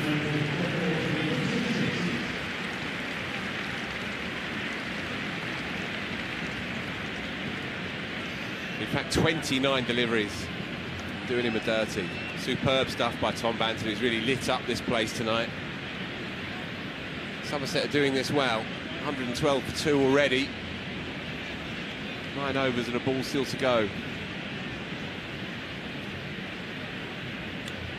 He's hit that hard into the gap, make that 4 more. It was there to hit. Tom Laws will be irritated by that because he's bowled very tight so far. But that was there to hit. Shortish boundary down there behind square and the onside. Banton's ticking here, Chev. Absolutely flying, and you know, this is a start Somerset would have hoped for.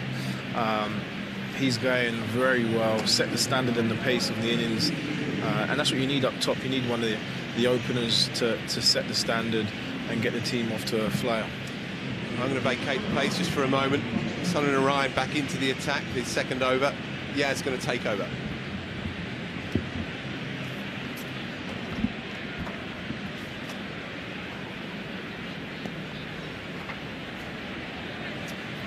Dabs it into the leg side for a single. Not the most analytical point in the world, Jeff, but the 6 from Tom Cadmore over Cal Corner genuinely might be one of the biggest 6s I've ever seen. If they hadn't built the second tier of the Galadari stand, that would have genuinely gone out of the ground.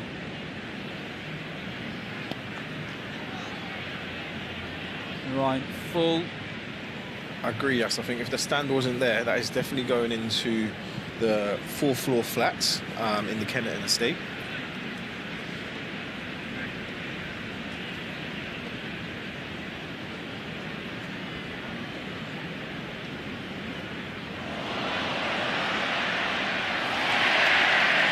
Narine strikes.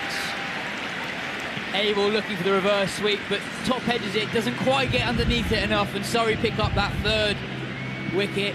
Chev, big moment in the game there. Abel can be so dangerous, and Narine, as he so often does for Surrey in the blast, strikes just when they needed him to. Crucial moment, you know, just as Somerset have got the momentum going, they were flying, and in the end, Abel tries to improvise, and it's a comfortable catch down there at deep third man for Tom Laws. It's a risky shot, especially with a man at deep third, even if you middle that. Yeah, I think he's taking on the short boundary. He's thinking, if I can get enough of it, because there's not much distance, it could go for 6, and those are the risks you take in T20 cricket. And you know, in the end, he's executed it poorly, and Laws with the comfortable catch, and you know, the spin king has helped Surrey potentially get back into the game here. It'll be interesting to see. Absolutely. Tom Lambie, the new man in the middle, Surrey with 3 men on the leg side boundary, protecting that very short leg side boundary, with Chris Jordan in at catching short mid wicket. Narine full outside off stump. Lambie can't get away. Almost got a bit excited. I thought that was going to Jamie Overton just inside the ring.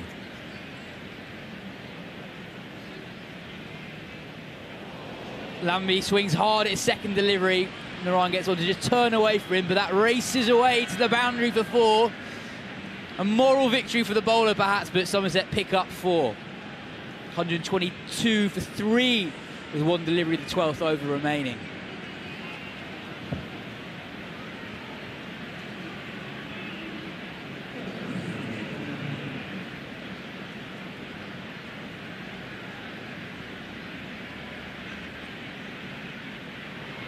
Again, Narine does Lambie in the flight. An exceptional over 6 off it. Unlucky to concede that for Somerset. 122 for 3 at the end of the 12th over.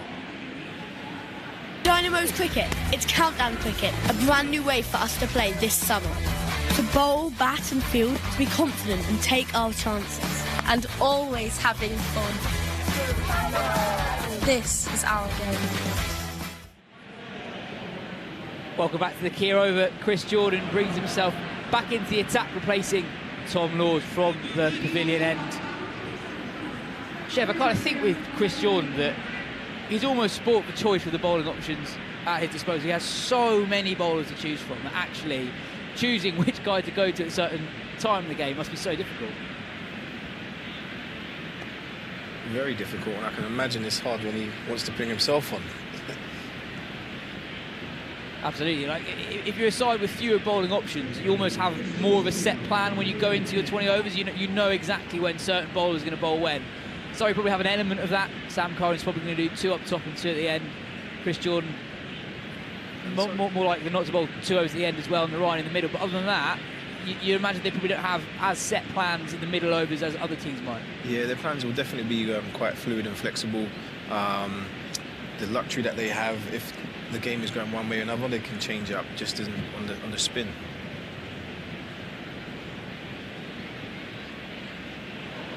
Jordan goes full to Lambie, who again can't quite get that one away. He's 4 of 4 now, Lambie, but those 4 runs were fortuitous, coming off the outside edge off the bowling of Sunil Narine. It looks like he's struggling to pick it up a bit earlier. With the spin, it's a bit different off Narine, hard to pick. He's just kind of a big whoosh to CJ.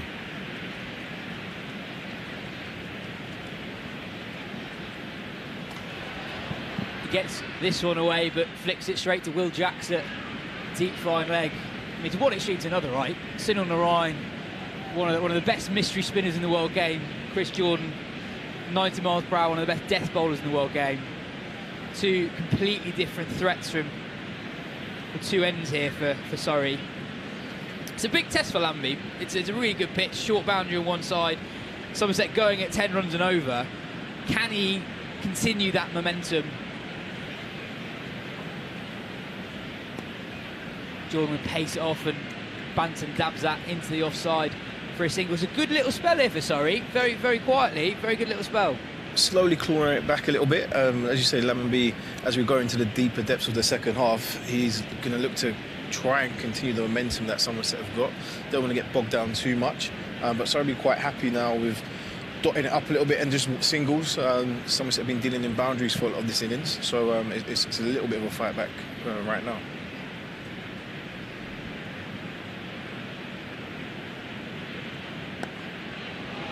Cut away behind square on the offside, and Lambie picks up his second boundary. Jordan probably just a little bit too wide there, not really bowling to the field that he set for himself. And Lambie picks up 4 to that short boundary we were talking about earlier. He hasn't done himself much favours there with the field placing and I guess more the line of the ball, and sold himself short. I've been so impressed by how Somerset have really punished anything loose. Anything loose has disappeared straight to the boundary. Jordan in again. Pace off again. 1 run down to third man. We're only 13 overs in, Chev, but it looks like pace off is working pretty well on this wicket. When the pace has been on, it's pretty much gone to the boundary as quick as it's come to the batter. Yeah, Surrey have done really well when they've changed it up and played with those variations. When Narine's been on with the artistry that he has it's been quite amazing. We've seen the ball flying left, right and centre once with the paces on, so hopefully as we go into the kind of the final stages of this innings, you'll see more of that from Surrey. Narine in again. Bowled in! Oh. You called it, the archery of Narine strikes again. He picks up his second wicket. Tom Lambie departs for 10. Surrey have their fourth wicket. Somerset 130 for 4 in the 14th over. Yeah, beautiful from the spin king here. Lambie seemed like he was struggling quite a lot as soon as he came in against Narine.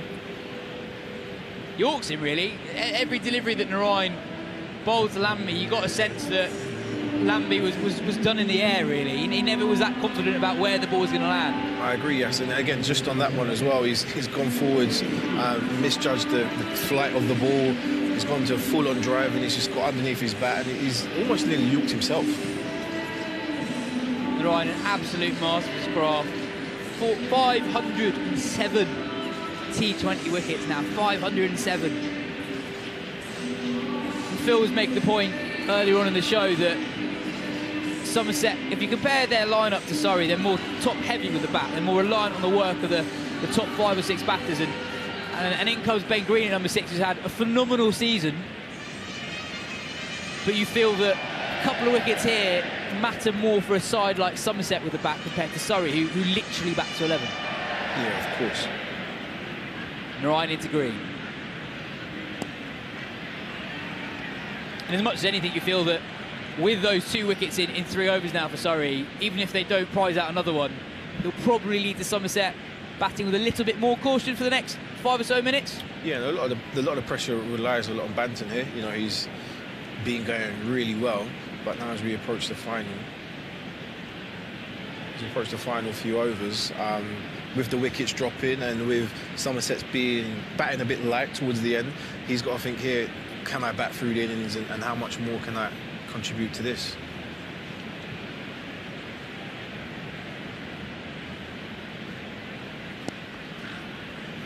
Banton knocks that down the ground for 1. It's interesting that Banton's actually only faced 4 deliveries off Narine. Narine well into his 3rd over now. Banton's he got that 1 boundary off Narine, but other than that, he's kind of just got off strike straight away and not really got back on it. Right, it's another beautiful delivery, doing Green through the air. I guess that's what makes Narine so dangerous. He deceives batters in 2 different ways. He does them with a flight, and then he does them again off the pitch. Yeah, and the right smile there, just a little chuckle. A little bit flatter into the pitch. Narine's not happy with himself. He's not quite executed that delivery as he planned. But he only concedes 1. It's another quietly good over for Surrey here. Just 4 off it, off 5 deliveries, 1 to go.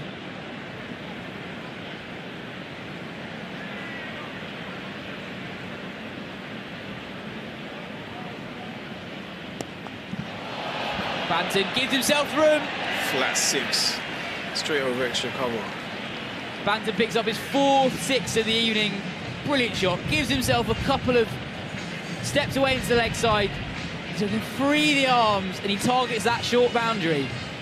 No one on the deep cover boundary for Surrey. There are 2 men catching in the ring. So a relatively risk-free shot for Banton. He picks up 6.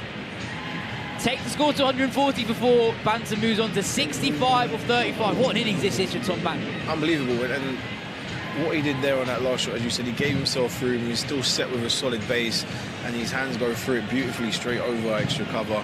No danger out there, short boundary, and a flat 6. Tom Laws replaces the captain, Chris Jordan, from the pavilion end. On a length outside off stump. Green knocks into the offside, looking for 2. And they pick up 2 quite comfortably. Comfortably home there in the end. And, you know, I think Somerset have really ran well this innings. You know, turned definitely some 1s into 2s, and it just shows for all the young cricketers out there watching, and maybe through the older ones with games coming up tomorrow. Run your first one hard, and it gives you a chance in the second one.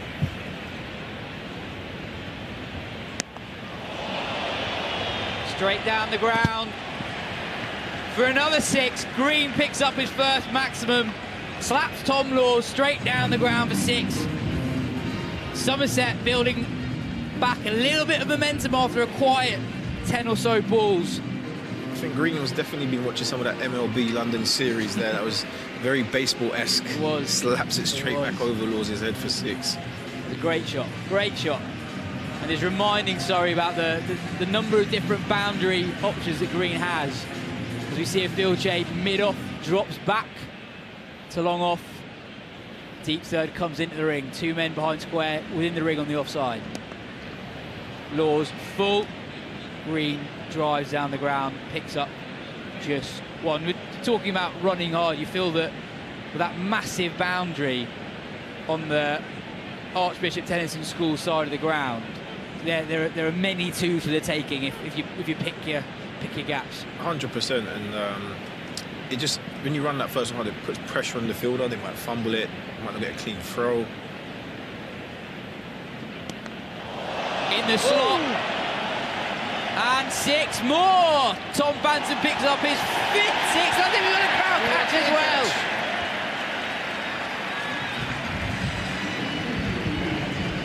They're absolutely loving it in the crowd. Have to see if it was a clean one. Tom Lawes over pitches slightly. Tom Banton gets underneath it and dispatches it into the Galladari stand. I can't quite tell from that replay, but there's one exceptionally happy man in the Galladari stand right now. He's on screen. I don't know who's more happy, him or his friends. I think he's getting the next round in. The second 6 of the over, turning into another big one for Somerset. Full toss, doesn't quite get hold of it this time. Only 1 run to the short boundary. It'd be disappointed you missed out on that full toss there. Just bottom toes it. You almost think these days, with the way players set themselves for the ball in the slot, they're actually less well equipped for the full toss than they used to be. Yeah. But as we saw last week when Will Jacks hit 5-6 off the first 5 balls of the over, last ball was a rank full toss, but he closed it to the guy. You think that's the perfect ball to get when you're in that position. He hasn't missed out on that. And again, a third 6 to the over for Somerset. I think we might have another crowd catch. The crowd absolutely love that. Celebration to rival the first one. The guy's gone absolutely berserk. But another huge over for Somerset. 3 6s off it as we see the replay of Ben Green's second 6.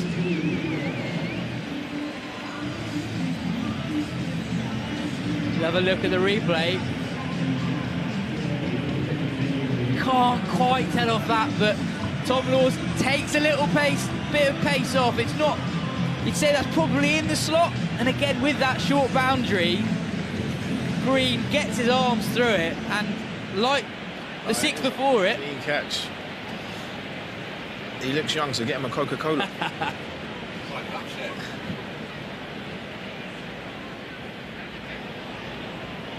Narine starts his final over with a wide, but what an over that was for Somerset. 22 runs off it, 163 for 4 after 15 overs. We're heading for another huge score here at the Kia Oval.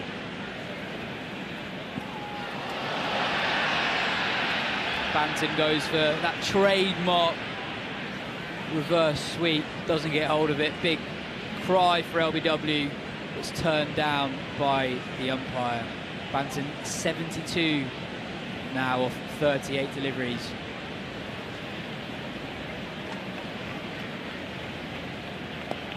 Take 2.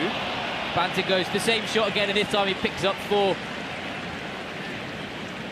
I guess the thinking is there's literally no one in front of the square on the offside, so you get any decent bat on that, you're getting full value for runs. And I guess Banton is so good at that shot that he can really control where it goes. For him, the reverse sweep doesn't always go behind square.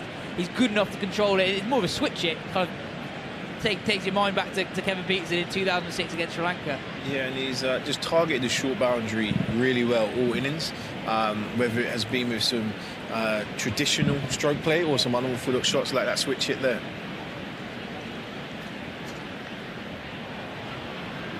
So a field change there. The man at points gone back to boundary, mid-off's come in from long off. And it's great batting there from Banton, because now he's just put off Narine off his line, doesn't really know where to land it at the moment. Narine tucks Banton for room. Banton picks up 1, moves on to 77. So much this game it just comes down to protecting that short boundary, I think. Give the opposition as few opportunities as possible to pepper that short boundary, because we've seen today, you're right, Banton, he's looked for every opportunity, kind of almost regardless of where the ball is. Yeah.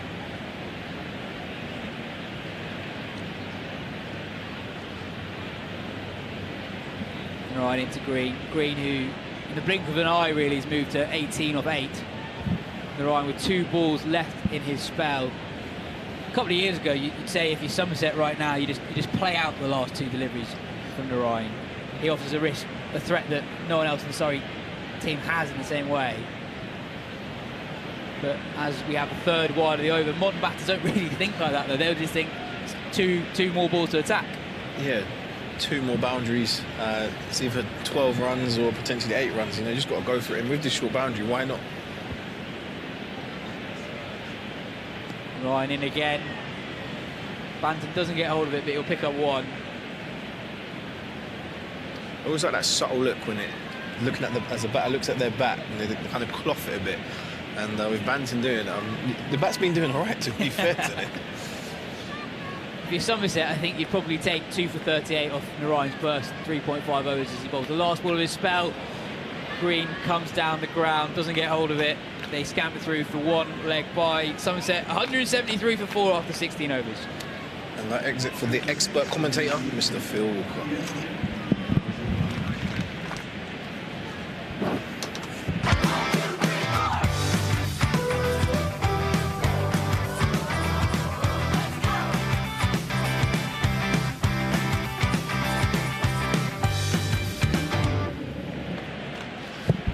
Four to go, folks.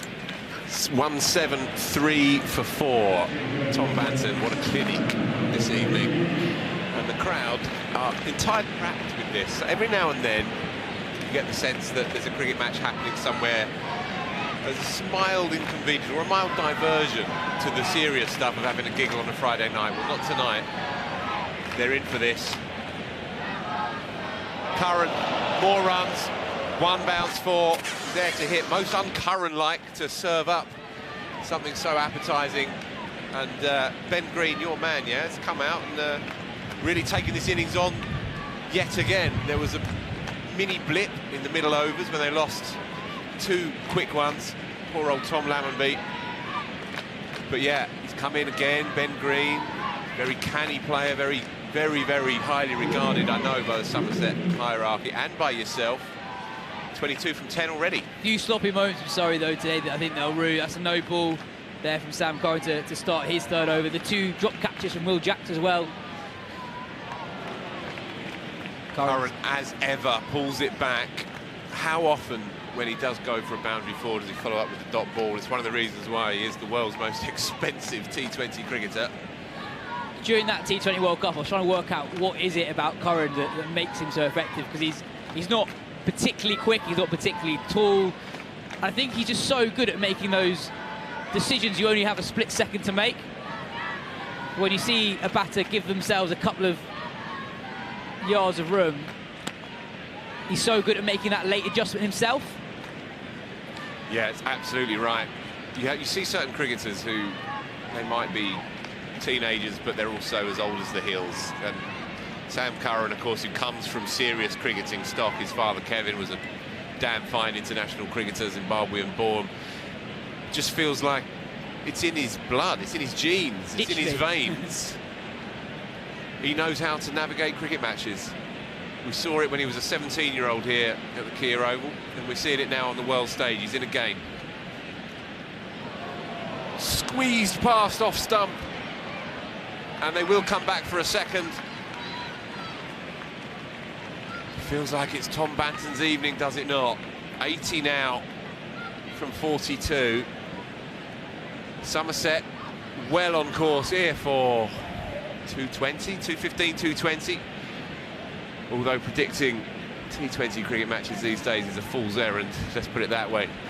Curran, can he get out of this over? Just 3 deliveries to come. Banton on strike, he's pulling long leg up into the ring on the 45. You've now got 2 men out on the offside. Right in the slot, what a shot. What a shot that is. You cannot hit a cricket ball any more cleanly than that. Tom Banton, it was there to hit. You have to just lean on it and let those lightning fast hands, of which he's famous, just go through the ball. But that is as clean as you could possibly connect. He's been right on it since ball 1. I think he'd have watched that 250 game last week, licking his lips at the prospect of batting on this pitch. Straight up in the air, Curran underneath it, never in doubt. Turns away and moves back to his mark. He's all business, is Sam Curran. He'll be ticking after an in-out over, but the big man goes, the danger man. 16 shy of what would have been his 3rd T20 career 100. Tom Banton has turned it on here in South London on a Friday night. Somerset, of course, already through to the knockout stages. That bodes well for the rest of their campaign. Tom Banton with his highest score for anyone in the world in T20 cricket for 2 years. 84 off 44. Somerset 186 for 5 now with 3.1 overs to go. Casey Aldridge is the new man. Young cricketer, former England under-19 starlet. Did he play in that tournament that you were out there? He did, actually. He was in the squad. He's one of the few bowling all-rounders in that 2020 under-19 World Cup. We were mentioning earlier, he's had a good couple of weeks. He contributed with both bat and ball in their county championship win over Notts the other day. And he got 30-odd, I think, from number 7 in victory against Gloucestershire in the Blast a week or so ago. So a man in form doing this particular role. Beaten for pace there. Bit of zip. Bit of frustration there as well by Sam Curran, who chucks the ball away. He's picked up the big wicket, but he's still disgruntled. There've been quite a few overs like that in this innings where Surrey would say they've nailed it. Maybe 5 deliveries out of 6 in the over. But the one delivery that they've got it wrong, they've really been punished. And that just turns overs that are worth 7 or 8 into overs that are 11 or 12. And as a result, Somerset enter the last 3 overs, eyeing up a score of around about 220. And we know this is a good pitch. We know we've got a short boundary. But 220 on any pitch, with Somerset's excellent bowling attack as well, bolstered by the overseas leg spin of New Zealander Sodhi. It's going to be Chris Jordan then. We've still got 2 overs to bowl. That's going to run away again. Not much that the keeper could have done about that. This is the nature of the game at this stage. Jordan, as laconic as they come, but even it's starting to get under his skin a wee bit. He's smiling and laughing with the umpire, but you know that it's getting under his skin what's happening here. This is a big, big game for this club. Make no mistake, they are the juggernaut of English cricket. But white ball cricket has remained an elusive silverware for them for too long. They know it, the crowd knows it. In the slot, 4 more. Nobody there for it. Ben Green flies into the 30s, 31 from 14 now. Again, indicative really of a bowling display where it's not quite worked for them. Jordan is normally so lethal, he can bowl those block hole balls with his eyes closed, but that was their longish half volley to hit. May have only taken the outside edge, but it was still a ball that Jordan would like to have put away. Streaky again from Green, but anything outside off stump's going to fly to that that deep third boundary. Slower ball this time. Fresh air shot by Ben Green, but already 8 from 3. So, you imagine Jordan will see off the 20th. Sam Curran's still got 1 more to bowl, so you assume he'll take the penultimate over, where your real gun seamer tends to lurk. The penultimate over, they say these days, is the one that goes the furthest. So it'll be Curran to see us off from the Mickey Stewart Members Pavilion end, and it'll be Jordan, you imagine, with 9 deliveries left from the JM Finn. He's in again, in the slot, hit hard, but he's got a man, of course, long off. He'll take that at this stage, will Chris Jordan. I guess it kind of goes against the instinct of this Surrey bowling attack, but I've sort of felt since the very start of this game that pace-off has worked really well. Sean Abbott in his first over took the pace off a couple of times. The most those balls went for were singles down the ground. Jordan, I know he was unlucky that the first two balls both go for 4, but at the same time, that does happen when you got the pace on a pitch like this. Does he give himself room again? Casey Aldridge here with 2 men short. Yeah, you felt he was going to try and eye up that boundary behind the 2 men in the circle behind square, and Chris Jordan no doubt knew it too. The old slower ball bouncer-ish into the pitch. Hard to engineer too much from that, especially with the new man in. Not yet off the mark. Can Jordan creep out of this over without too much more damage? There's one delivery to come. 195 for 5 is a good score. Doesn't matter how flat, that is a good score. Pace off again, knocked into the leg side. They'll pick up just 1. Chris Jordan, obviously one of the great Yorker bowlers in world cricket. And one thing I think that gets lost in the debate about how frequently bowlers should bowl Yorkers at the end of an innings, or any stage in an innings, is I think even if you nail it, just by virtue of having that much pace on the ball, it can still go for runs. You can bowl the perfect delivery, and you can say you're unlucky, but we know how T20 cricket is played now. There's vast databases that tell you almost that what is likely to happen. I'm not sure it is unlucky. If you know that 1 in 4 perfect Yorkers go for 4, is that unlucky? That's kind of just what happens. And I think that has to be factored into the game plan. No hiding place. Sam Curran, 12 balls to go. Just a single. They won't mind that though. Ben Green, the man in, striking at 200 as it stands.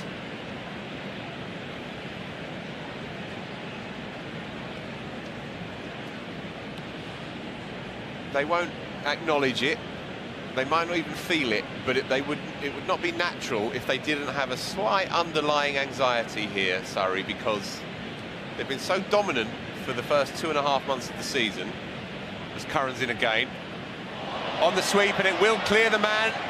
Not quite the boundary, but it will run away for 4 at least.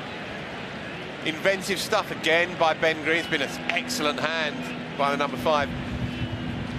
It's a mini blip, it's nothing more than that. They are the runaway leaders in the county championship, but they are coming off that reversal that nobody really foresaw against Lancashire. They also got turned over by their kind of recalcitrant cousins from the north, if you like, who couldn't even buy a win and then knocked down basically a record chase.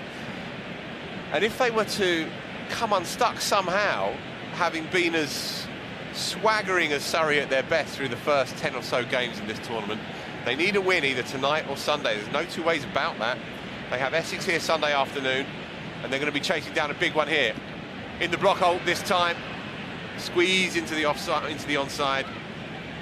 Just a single, not too bad a result to get Casey Aldridge, the new man, back on strike. I think a sign of the jitters that you talk about, Phil, is just actually how much they're changing the field ball to ball. Curran bowled 2 balls in a row there to Green, and it was a completely different field for the 2 balls. So we talked about earlier in the game about how they clearly had set plans for each individual player. That's kind of changed at this point in the innings. Curran doing what he does. They considered a second, but no dice there. The cut-off time is 7:49. They've got 3 minutes to play with, so that won't be a problem. I don't know about you, but I find it difficult looking at T20 scorecards now, and when you look at the bowlers' figures, just working out what is a good spell. Yeah. OK, Curran will take that, I think, all things considered. Over to go. In fact, correction, 1 more delivery still. So 7 deliveries to go. 2:04 for 5. There'll be people at home probably looking at the scorecard, seeing Sean Abbott going for 1 for 28 off his 3, kind of wondering, why didn't he get 4th over? Bowled well. Went at 9s. That's the game. slower ball. He spied it, did Casey Aldridge, but he didn't get much of it. And Surrey will definitely take that. He retains the strike. He would have preferred Big Ben Green to be flexing those muscles and teeing off. That's another new development, apparently. Who was saying that the other day on the telly? That you take the majority of the strike in a T20 game, and you're even prepared to turn down singles if it means that the main batter is in, ready to go. Constantly evolving this game. Well, I remember when people used to think it was a hit and a giggle. A bit more to it than that. Well, Aldridge went very well batting in a similar position last week, but he's 4 off 6 now.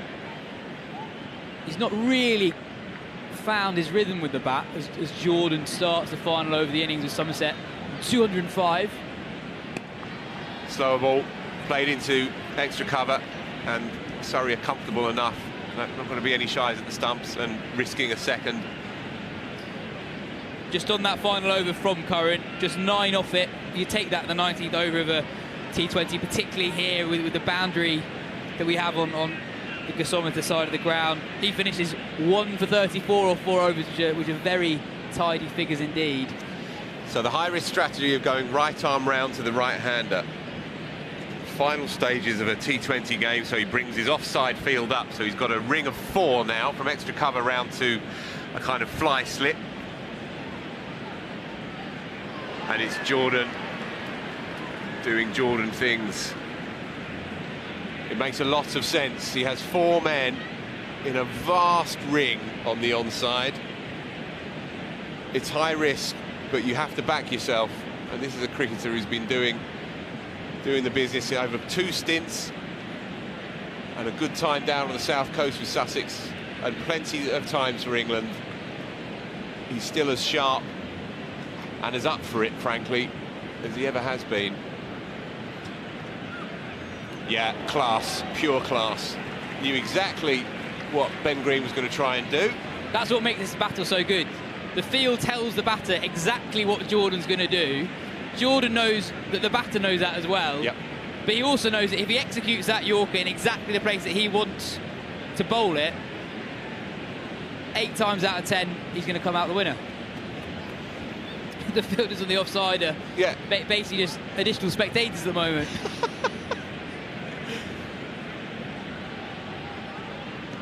Not quite this time. You can see what he's trying to do. Jordan. Brilliant. Absolutely brilliant. What a final over this is turning out to be. 2 deliveries to go. Can Ben Green engineer something from it? 206 for 5 as it stands. Mad as it says, but Surrey will take that when they, considering where they were at the start of the 19th as it stands. 2 big deliveries in the context of this match. 10 runs off the last 10 balls. And just a single, I think. He's going to come back off the pad, and he's gone. Oh! Errant throw in the end, in truth. And Jamie Smith took it. It was from Sam Curran coming in, a bullet southpaw arm, but wide of the stumps, and Jamie Smith had no choice but to try and redirect it back with a flick of the outside of the right hand. It didn't materialise, and they got back for 2. 208 for 5, final delivery. He's bowled the same delivery 4 balls in a row, and it's worked so far. Do you reckon he'll finish with another one, 5 in a row? I quite fancy a slowie. Here. Third ball into the pitch. Yeah. Cloth to Jamie O at deep mid-wicket. Gone again. Followed the batsman. A magnificent masterclass at the end by Chris Jordan. He's still ticking, yeah, as you can see. You can see it in the body language. That was an up and down and at times erratic performance by Surrey in the field, but they've clawed it back with their 2 champion bowlers, Curran and Jordan, right at the death. 208 for 5 sounds a lot, is a lot, but definitely surmountable for a team that needs this win. It needs this result. Surrey, of course, as we know, they back down to 11.5 this lot. Don't worry about that. But our old enemy, scoreboard pressure, will play its part. Quite an odd innings in a way, and I think Surrey will feel like they did a lot of things right. You say there that Jordan and Curran nailed the last 2 overs. Abbott bowled well, Narine bowled well, but there were just too many moments of sloppiness, really. The unforced errors, the 2 drop catches from Will Jacks, the misfield from Laurie Evans, Sam Curran no ball. Just 5 or 6 moments that probably in the end gifted Somerset in the region of 15 to 20 runs.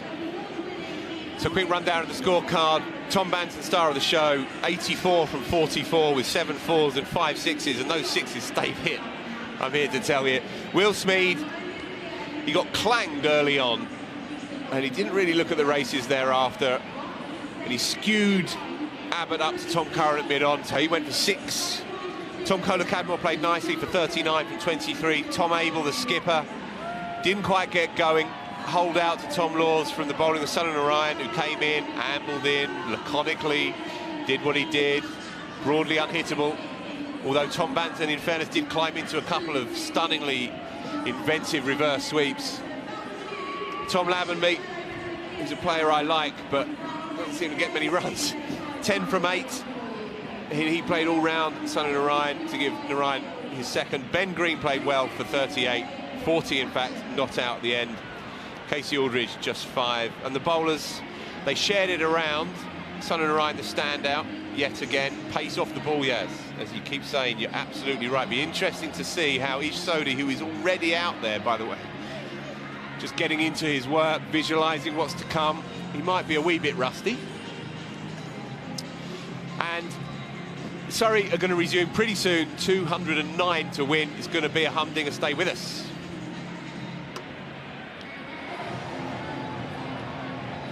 Chevy. Well, what about that then for the first innings? Over 40,000 people watching this live from around the world, whether they're in the stadium or watching on the live stream. Welcome. I hope you enjoyed that. Chevy Green joining me. You legged it up here from commentary. How are you feeling? Very good. A bit out of breath, but I made it in time, so it's all, we're in a good position. Well, you were looking at the sights as we were about to go on air, and I did have to kick Chevy to be like, come on, Chevy, get with it. What do you make of that first innings then? Great first half for Somerset. Some excellent batting up top from Tom Banton. So he's going to have to do really well to target that short boundary, just like Somerset have done. Talk to me about Tom Banton. Some excellent batting there from him. Yeah, some great shots, some shots straight over extra cover for 6, a few flat ones, amazing reverse sweep of Sunil Narine of all people, which went a few rows back too. So he's done superbly well and continues to rise his stock. And he'll be gutted not to reach a century as well, won't he? He will, you know, he was on the cards for it. He was played so well, extremely clean hitting. Excellent running between the wickets, so he'll be disappointed, but he'll be pleased at the same time. He's done a great job for his team. And a word on Sam Curran, he got the big wicket, didn't he? How excellent was he out there, especially in those final few moments? Yeah, Super Sam, you know, he's done excellently well in this competition, and I'm sure he'll be keen to try and do better with the bat in the second half and try and help Surrey win this game. Yeah, look, what does Surrey need to do then to win this game? Yeah, Surrey have to be positive from the off. We saw some exit running between the wickets that Somerset did. Surrey can replicate that, and they target that short boundary.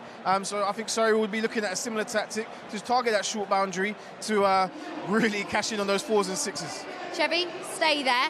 Somerset setting 209 then. Let's take a look at the highlights from the first innings.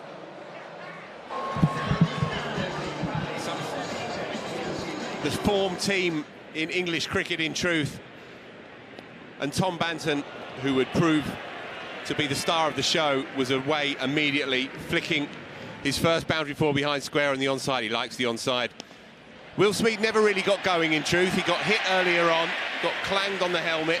Perhaps that shook him up a little bit. And Tom Curran took a smart catch at deep mid-on from the bowling of Sean Abbott. Brought in Tom Kohler-Cadmore, yes. Yeah, Tom Kohler-Cadmore was absolutely brilliant, I thought. Batting with real power. What I like about the Somerset top 3 in particular, they all go about their business in slightly different ways. As you see here, kind of clubbing towards the leg side boundary. That misfield from Evans kind of sums up part of Surrey's performance in the field. It was an in-out performance in truth in the outfield. A couple of chances grasped as well. Will Jacks had a day to forget in truth. It would have been a screamer to have plucked that one out of the air, but there would be a repeat drop as well later on, same combination. Tom Banton rode his luck. He also climbed into some extraordinary cricket shots at the same time. Tom Kohler-Cadmore is a strong and muscular batter who's making real strides in this Somerset side.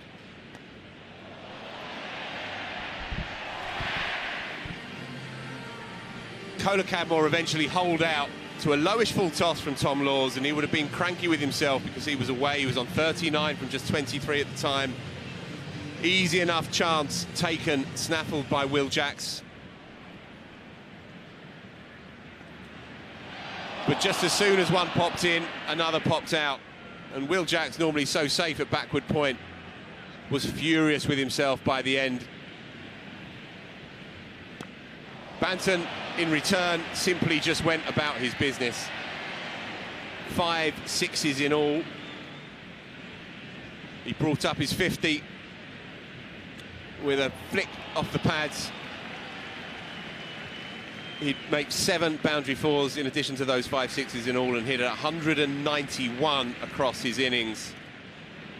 Sunil Narine, as ever, came in and just changed the momentum of the innings. Tom Abel was unable to really get going, and the attempted reverse sweep was meat and drink, really, in truth. Tom Laws with the catch. Narine's figures won't leap off the page, but given the short boundary that he had to negotiate, I think he did a really good job. It was probably Surrey's best spell of the innings. They really slowed Somerset down for 2 or 3 overs, and it was Narine, the chief architect of that slowdown. Lammy never really got going, and it was almost inevitable that Narine would get him. Early in the 14th, Somerset were 130 for 4, and you felt like the innings could go either way, but Banton was in. He's a player reborn in many ways. He's had a very good campaign, but this is really his statement innings so far of 2023. And with Ben Green opening his vast shoulders as well, the two of them really took this innings away. They put on 56 in no time at all. Banton's hands are lightning fast. Absolutely, and on Ben Green, by the way, the most Australian-looking Englishman with his mullet and moustache. He's had an incredible tournament with the ball. He's the leading wicket taker in the competition, and we know he's dangerous with the bat. But I think, as you said earlier, the innings could have gone either way at that 14, 15 over mark, and Green was the one who carried the momentum from Banton earlier in the innings to make sure that they got a properly imposing total. Yeah, they would put on 56 in just 24 deliveries to really ice this innings. Sam Curran in the end, who was frustrated with himself as much as anything else. A muted response to that caught and bowled, and Banton's masterpiece was over. 84 from 44, 69 minutes of pure carnage really here at the Kia Oval. What these highlights won't show you is just how well Curran and Jordan bowled in those last 2 overs to really claw things back for Surrey. And so 208 for 5. Somerset have done it well, but this is the Oval, this is the Kia Oval, folks, where anything can be chased down. So Surrey chasing 209 to win. Chevy Green, what do you want to see from Surrey, especially in those opening batsmen? I want to see a fantastic start from Laurie Evans and Will Jacks up top. They've got the ability to do it, and if they can get the momentum going early on, it gives Surrey a great chance to get 209. Yeah, remember, Surrey need a win tonight or Sunday if they want to make it through to the quarterfinals. They host Essex on Sunday afternoon. Ideally, Chevy, they need a win tonight and Sunday if they want to have that home quarterfinal. How important would that be? It's massive, and I think we're going to be in for a thriller of a second half, and excited to see Surrey try and chase down these runs. We just, the players have just come out, so we are going to hand back to our commentary team then. Over to you, Phil Walker. Got there eventually. Cheers, Betty. Thank you very much. Yeah. Barely time to breathe, folks, and we're back on. Somebody get me a glass of water. I'm not even joking. Craig Overton then, from the Mickey Stewart end. And he hits that heavy length straight away, as you could expect. Pedigree cricketer, he has pedigree cricketer Craig Overton in all formats, and he will hold the key here for Somerset, you feel, with the new ball initially. Absolutely, and you can already see a change of method with Somerset with the new ball. They've got a slip in. Sorry, we're reluctant to put a slip in. And Overton gets a lot of success in T20 cricket, actually bowling a very traditional line and length, maybe slightly shorter than he'd bowl in the red ball stuff. But he's been mightily effective with that. Laurie Evans then to face his first delivery, and again, bang on cue. Could have done with a bit of this at Lord's. My first reference, yes. I was going to say, I think we did pretty well not to mention it earlier. I think a lot of people watching this are watching it so they can forget about what they saw earlier in the day. So, yeah, we give you great escapism here, folks. Guess it'll be interesting with that back of a length plan. I reckon Evans will be eyeing up, rocking back and go for the pull shot. Slightly fuller from Overton. Good start. It really is quite hard to communicate to the viewers at home just how lopsided the dimensions are here at the Kia Oval. The fine leg boundary in particular from where Evans is standing right now is really, really short. Yeah, there's a lot of sort of dead real estate here, which is unusual actually. Normally they use a little bit more of it. Overton in again. That's high. Mid-on is underneath it. It will take some catching. And he's downed it. Big moment early on. Huge moment. Surrey and Will Jacks let off Somerset a couple of times. And you called it would have taken some catching, Phil, but at the same time, that's one of those where you'd expect a top-tier T20 cricketer to be taking that more often than not. It's Matt Henry under the high ball. International pedigree, Matt Henry, of course, fine New Zealand seamer. Excellent stuff, Craig Overton. I like this a lot. There's a time and a place for stuff like this, yes? Absolutely. In T20 cricket. And when you're defending 208, actually, just a couple of overs like this can make a really big difference. A couple of quiet overs, you just kind of sneak through them. And with that extra hardness with that new ball, Craig Overton just hitting the splice of the bat. And at the moment, Laurie Evans hasn't really got away. Slight change in the field now, mid-on drops back to long on. Cut him in half. He's gone up for it. Nothing doing. Laurie Evans turned his back on the umpire. But what a first over from Craig Overton. Just 3 off it. Should have had. That has seamed. That's broken back off that seam as well and cut him in half. That's gone appreciably. It's an excellent first over. I wonder if now they've sighted him, if the old baseball might start coming out, right? Because if you are hitting that slightly back of a length, that heavy length, then players these days, especially with that shortish mid-wicket boundaries, they can almost set themselves. But then Craig Overton's, he's nobody's fool, right? You've seen it many, many times. It's going to be Matt Henry who owes this side a little after that grass chance in the opening over. Got a bit of pace. More than a bit of pace, in truth, and... Bit more movement than Craig Overton, you'd probably say? I would say so through the air. But these two right-handers, they thrive on it. He's got to hit his straps here or it's going to go. That's just skewed between the 3 fielders.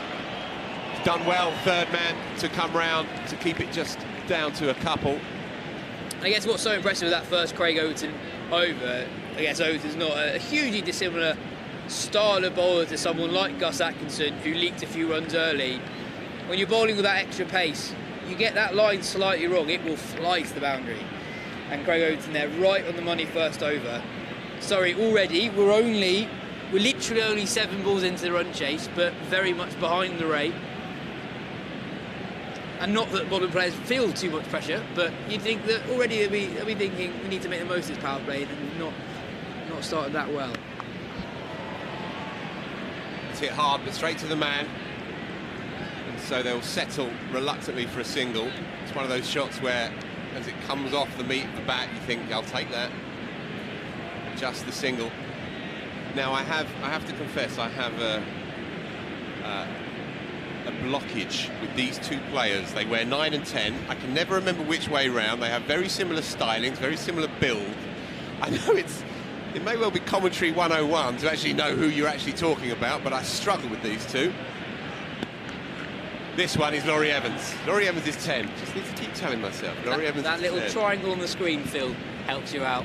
I don't look at the screen, yes, that's cheating. Good start by these two seamers. International class, both of them. Impeccable line, really. You know, we saw the ball that Jack swatted away through the offside. He's looking to hit that through extra cover, but that was so straight that he couldn't quite do it. Steaming in here as well is Matt Henry. You can see why they are so successful. There is real versatility in this team. Everyone seems to know exactly the role that they're playing within it as well. Oh, they've been the best bowling side in the competition, and there was that televised game on Sky right at the start against Hampshire where Henry and Overton basically blew through that very, very impressive Hampshire batting lineup with quite traditional new ball bowling.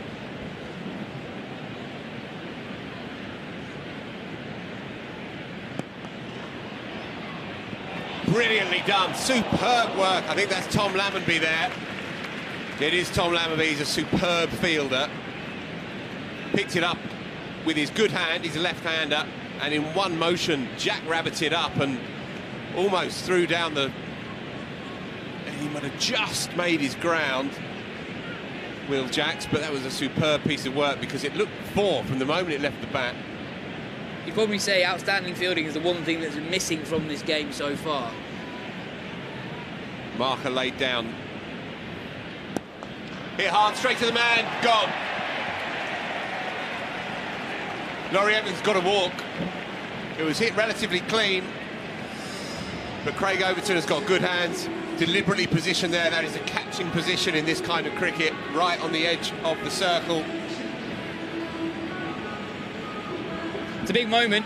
Surrey do bat all the way down to 11.5, as Phil said earlier, but when you're chasing a score as high as 208, you're kind of hoping on one of your top 3 or 4 to get that big score, do what Tom Banton did for Somerset, and really Laurie Evans is one of the few Surrey players you'd really hang your hat on as being capable of doing that. We've got lots of really good middle order hitters, but probably not that many guys who you'd associate with scoring scores of 70, 80, which is probably what you need when you're chasing a score. It's interesting from Surrey. Look who's walked out at number 3, it's Sunil Narine. Yeah, he either seems to bat 1, 2, 3 or 9 or 10 or 11. He must have batted in every position. He must have done. Oh, for sure. He's great to watch with the bat. As uncomplicated as his bowling is mysterious. Meanwhile, our Betty has saved the day. She's run along the gantry and brought us a can of water. She heard the SOS.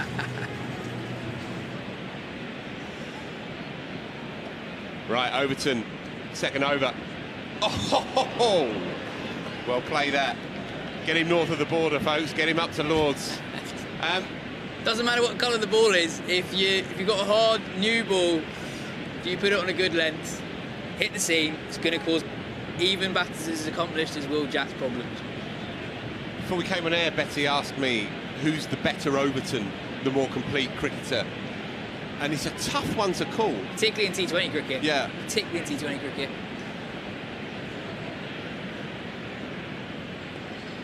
Nicely played. Angled off the face. Tom Lammonby. You watch a lot of county cricket. I've always get the sense with Craig Overton, when you watch him bowl in the county championship or whatever, that he looks a level above the overall competition. Yeah, absolutely that. And I know he's not cracked it with England, but whenever you watch him bowl in county cricket, he always looks just a level above the rest, really. And, yeah. And we're seeing it already. I mean, we're only 14 balls into this innings, but Surrey well behind the rate. The required run rate now 11.32 runs and over.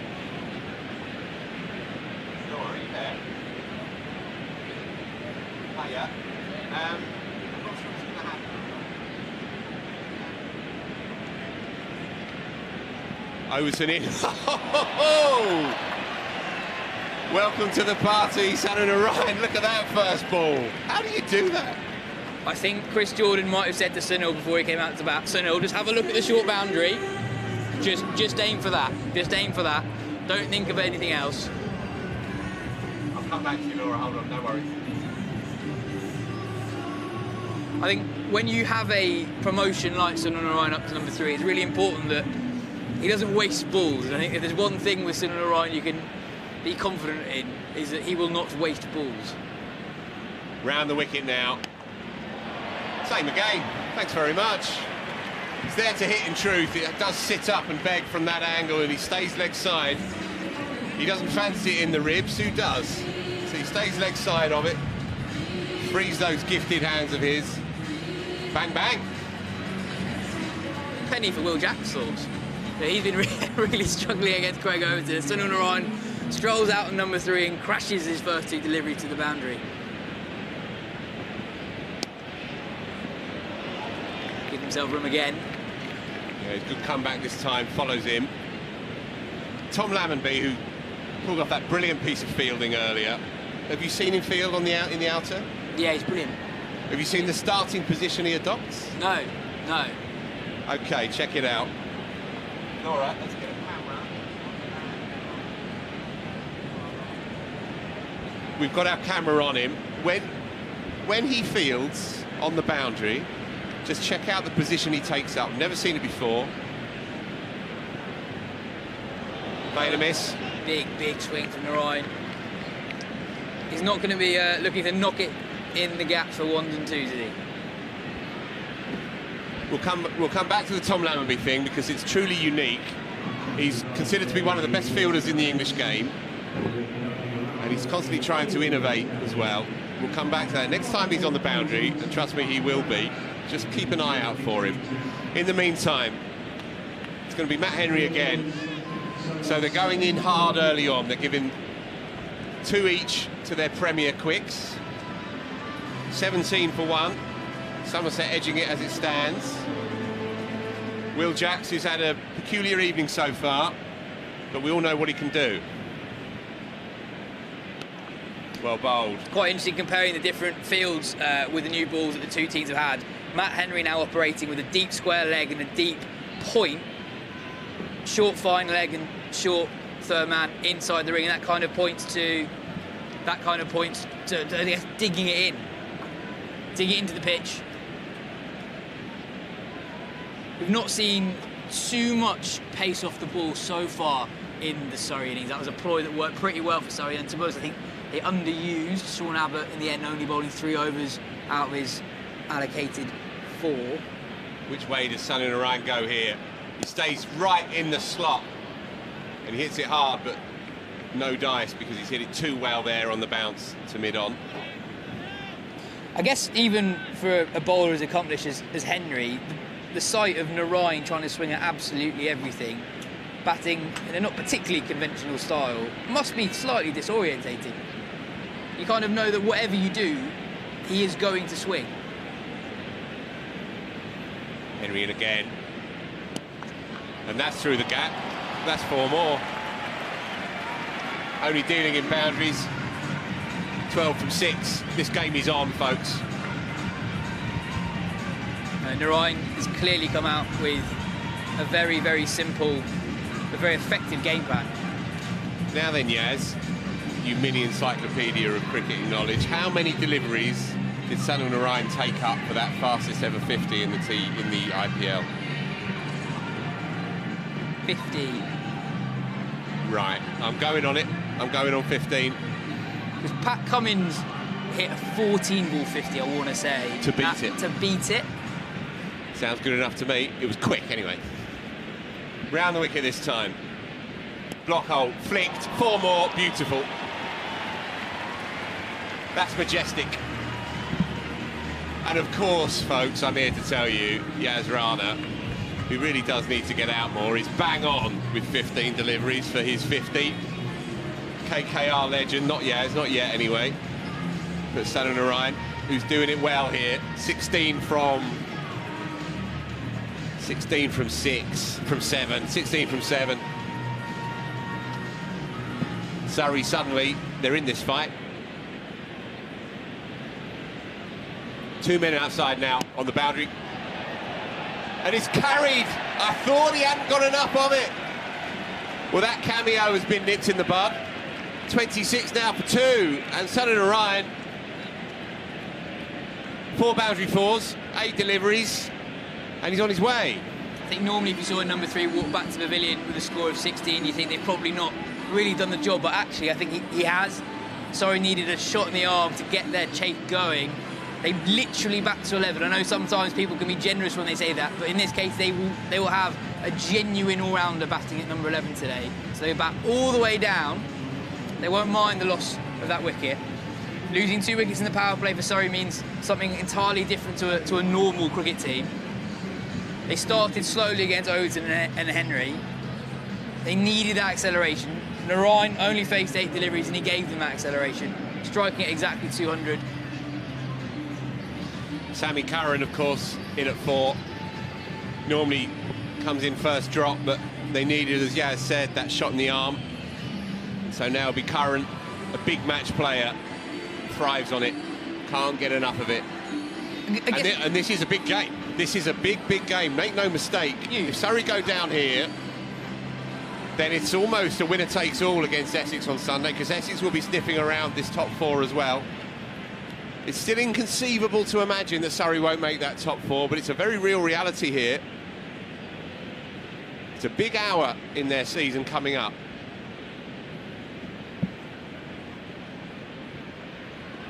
Fresh air shot, well bowled. I like the way that these two seamers have gone about their business. It's been very, very impressive so far by the runaway leaders, really, in the South Group, and probably the form team in the country.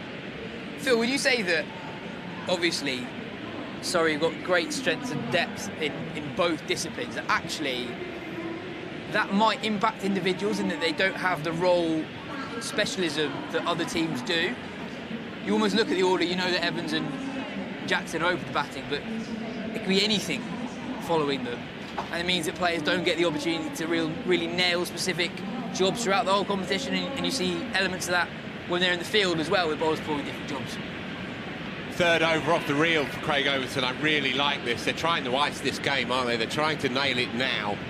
They recognise, with their gun bowler and Surrey's 2 international heroes in Jackson Curran, these ready-made icons of South London, they recognise that here is the game for Somerset.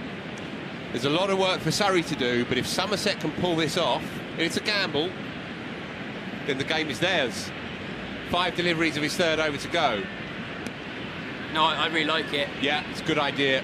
It may not work, but the thinking is sound.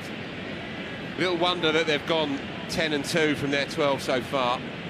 Just a single. Yeah, absolutely. It's something that actually Brendan McCullum's New Zealand did a lot.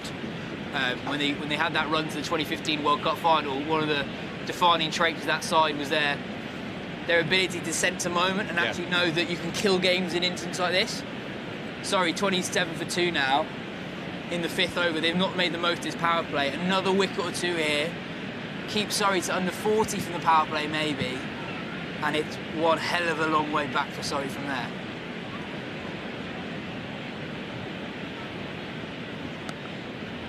Plays it quietly into the offside for a single.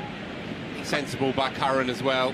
They know that they can't go too hard too soon against a bowler of Overton's class. And Craig Overton is a decent death bowler, but it's not something he's especially known for. And Somerset are known to occasionally give Craig Overton all 4 first up, and I think that makes complete sense. Use him for the points of the innings that suit him best. He's in again.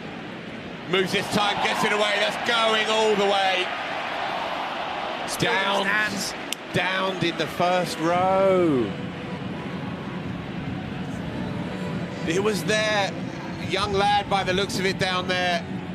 He gets a kiss from his old man. I assume he's his old man. I hope it is.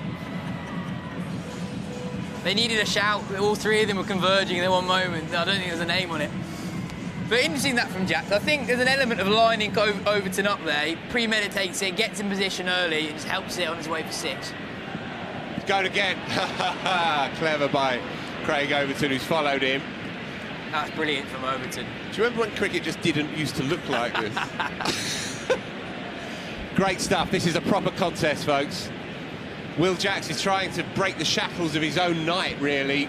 One catch, 2 drops, 14 from 11, and capable of anything. Perhaps the form player in this format in the country.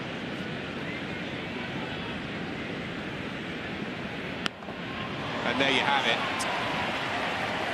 There you have it. Probably the first real hit-me ball that Craig Overton's bowled. And so the Overton window has closed shut upon us. I don't think we'll be seeing him for the fourth. Did you like that, Yas? I did. What I thought was quite interesting with that boundary, I agree that that's probably the weakest delivery of that over, but really it wasn't that far away from the ball that he hit for 6 down the fine leg.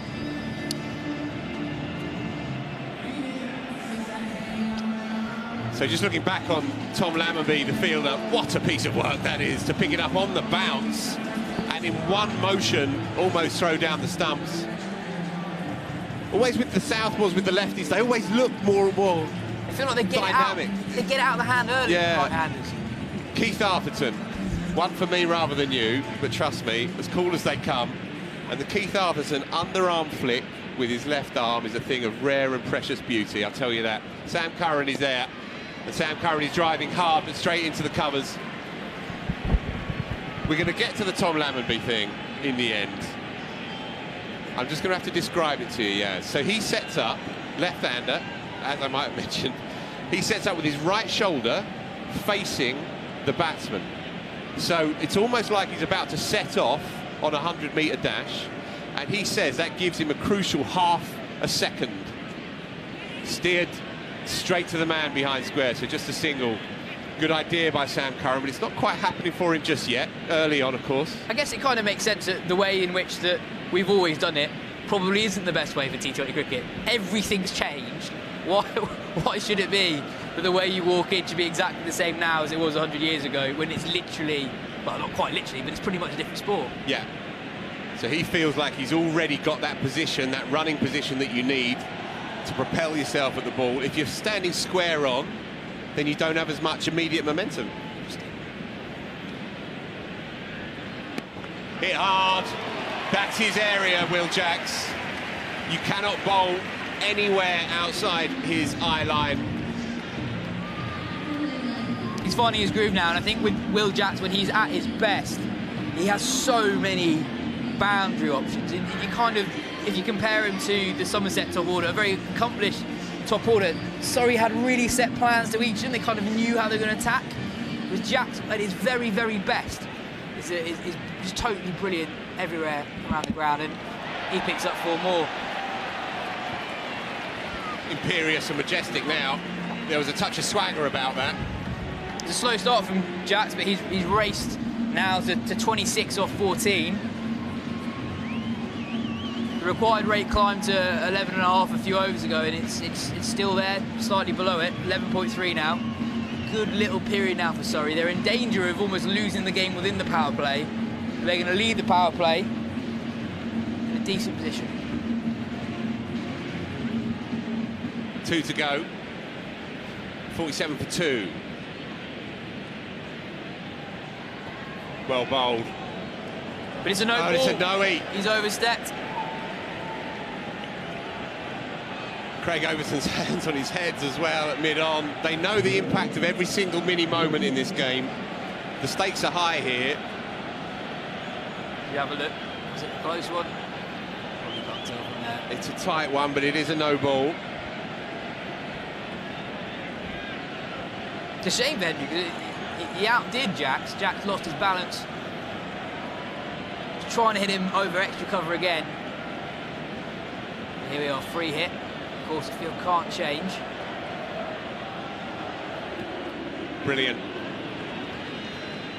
Excellent stuff. Excellent comeback.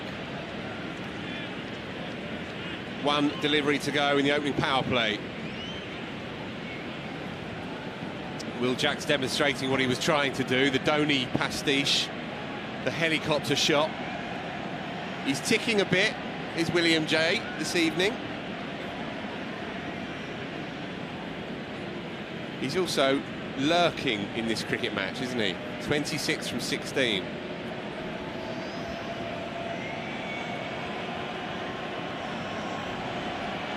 Oh, it's been a long day, yes. Last delivery of the power play. And they will take that every day of the week. Will Jacks beckoning to the dressing room as well. He's not quite happy just as it stands. He's already replaced his bat. He might be looking to replace another. No, in fact, it's just a drink. Perhaps a little toweling down. Yas Rana, good stint. Chevy Green even. Hello, mate. How are you doing? I'm all right, mate. I'm good. I'm good. We have a cricket match on our hands. We do. And as you said, long day, but how many of these expert commentators like yourself get to do Lords and the Oval? Sounds good when you say it out loud. 50 for 2 here. So what's the equation? They already need 11.36 across 14 overs. That's a long stretch. But they bat for days, this team. They bat all the way down to 11. 159 needed, 14 overs in which to get them.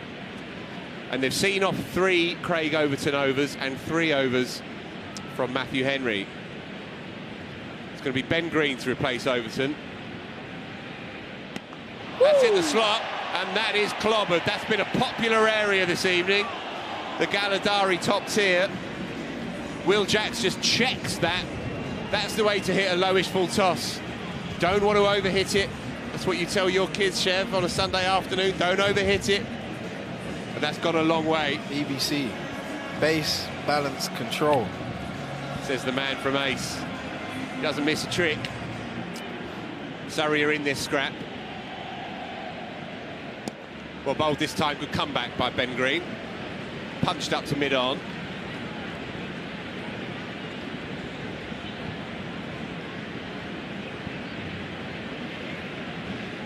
Okay, 57 for 2. We're in the business end of Surrey and Somerset's T20 Blast campaign. Somerset are in this game, but they can also breathe a little bit more easily, having already qualified. Surrey, on the other hand, really good stuff by Ben Green. Yas Rana giving him the props earlier on, leading wicket taker in the tournament coming into this evening. I just think he's got a great surname, to be fair. But we're going with it. Ben doesn't quite have the swagger of a Chevy, does it? No, not just yet. He's in again. Clever stuff. Will Jacks, in fact, it is going to be a no ball. So we'll have to bowl that again.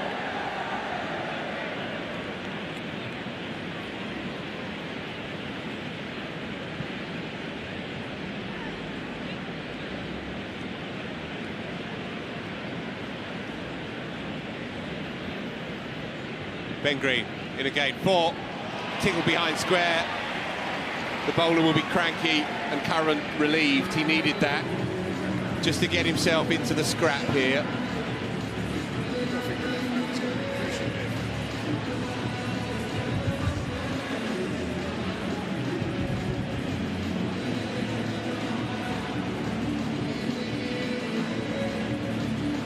.63 for 2 then in the 7th. Field is spread now.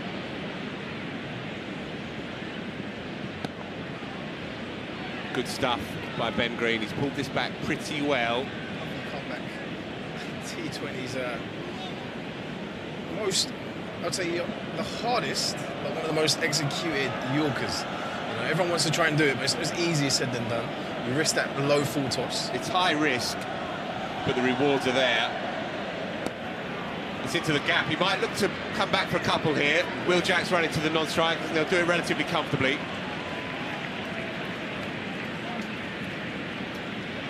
In most instances, when the ball gets out into the outfield and they're chasing, once they haven't picked it up in their hands, you pretty much can get back for 2 at any point.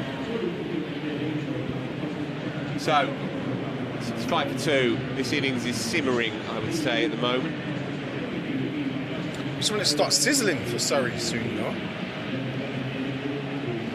Meanwhile, check this out, Chev. Up in Notting, up at Trent Bridge. Notts batted first, made 168. Standard stuff, middling score. Shaheen Shah Afridi, my favourite bowler in the world. A stunning Morrissey look-like, and a left-arm seamer from the gods has come in and taken 4 in his first over. That'll be 4. Will Jacks making room for himself and just reaching it And Josh Davies' first delivery of the evening goes away for a boundary. Shaheen Shah Afridi, just briefly. LBW, Alex Davis, naught. Bowled, Chris Benjamin, naught. Caught, Ollie Stone, bowled. Dan Mousley, 1. And Ed Barnard cleaned up for naught. Thank you very much. We love an ace plug, but I'm going to plug ace and Shaheen Shah Afridi. Has he been a part of it? Only a matter of time if he hasn't. We'll see what happens. Oh, ho, ho, ho. That's into my office. Straight into the Wisden box. Not quite the 4th floor of the bed, sir. Let's say the 2nd. In fact, it's nearer to Lee's groundsman, Hutt. What a hit. He's starting to really play here, is Will Jacks. He's put his earlier travails away, and the rhythm is there. I think he's on his 3rd bat. He's a clean striker of the ball. Is he ever? 44 from 21 now. Destructive.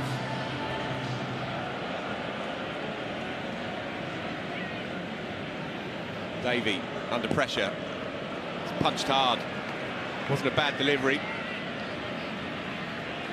2 more.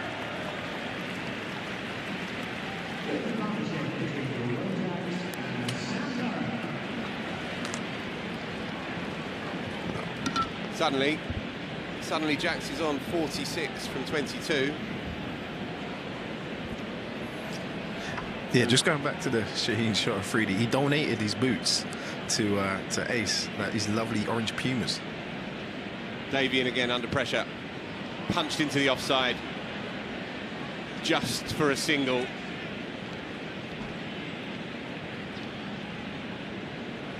Yeah, he's meant to be a cracking fella, as well as a stunning world-class seamer. Lovely guy. I'm just hoping that his boots will give some magic so our Ace kids can get 4 wickets in an over.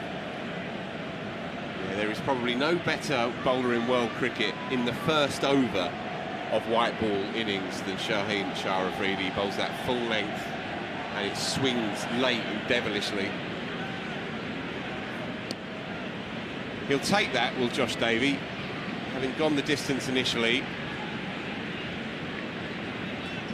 Just 1 more delivery to go of his first over.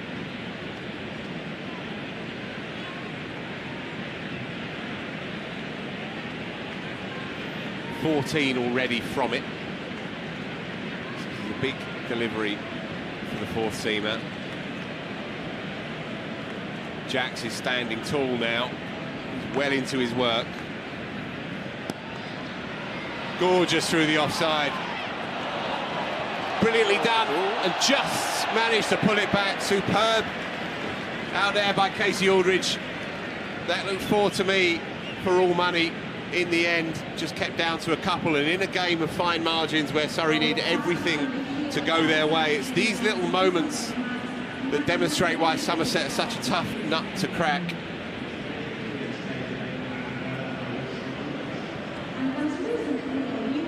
Yeah, excellent fielding out there by Aldridge.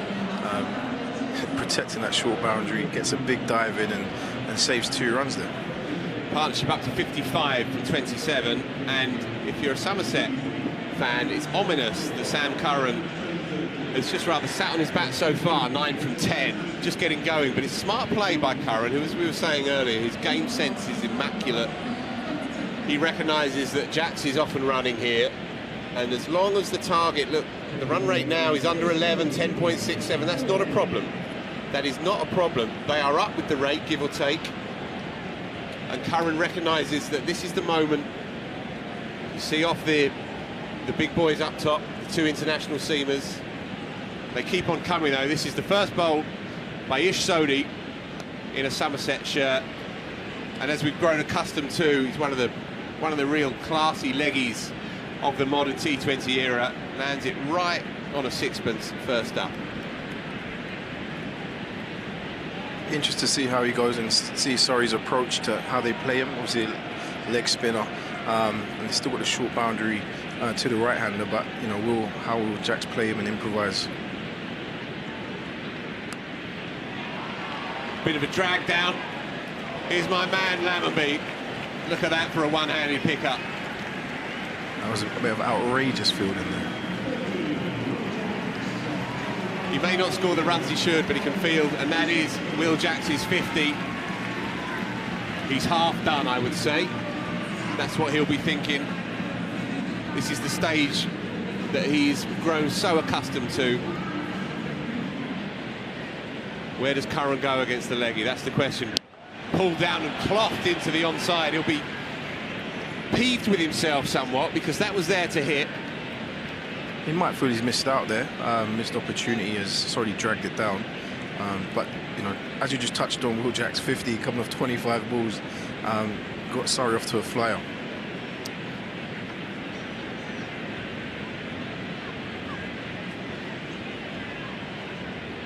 Bit more air this time, and Jacks has hit him hard.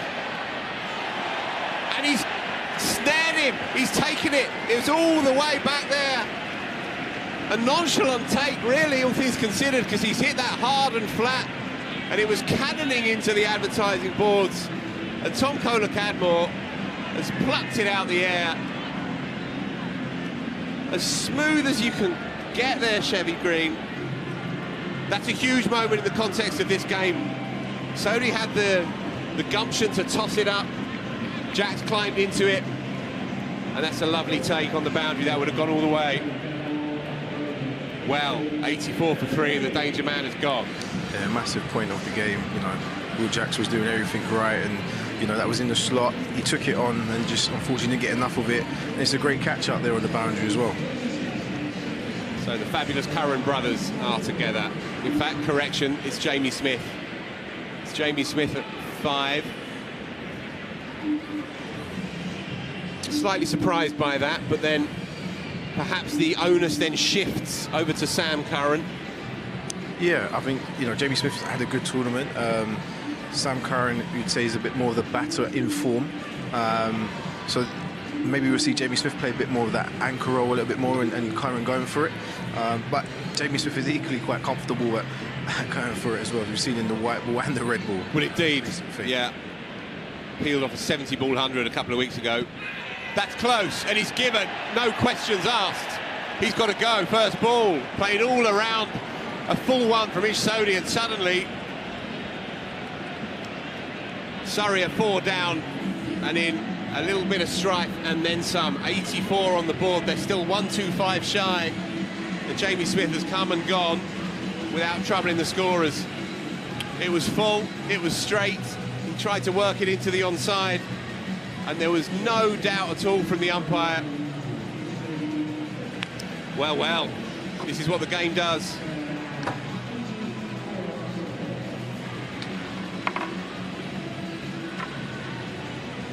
So, on debut, Ish Sodhi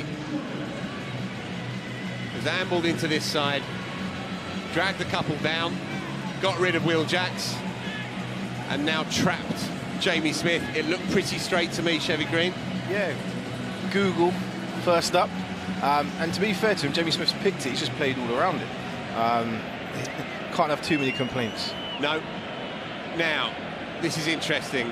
Sean Abbott, who has been so lethal with the bat in all formats, drops it quietly into the onside and is off the mark. Yeah, we need some of those Sean Abbott heroics once again this evening. So Sean Abbott, as we know, equalled, and I never stop tiring of saying it, he equalled his hero Andrew Symonds' T20 blast record of a 34-ball 100 here. As we just see some of the highlights from Will Jacks' work,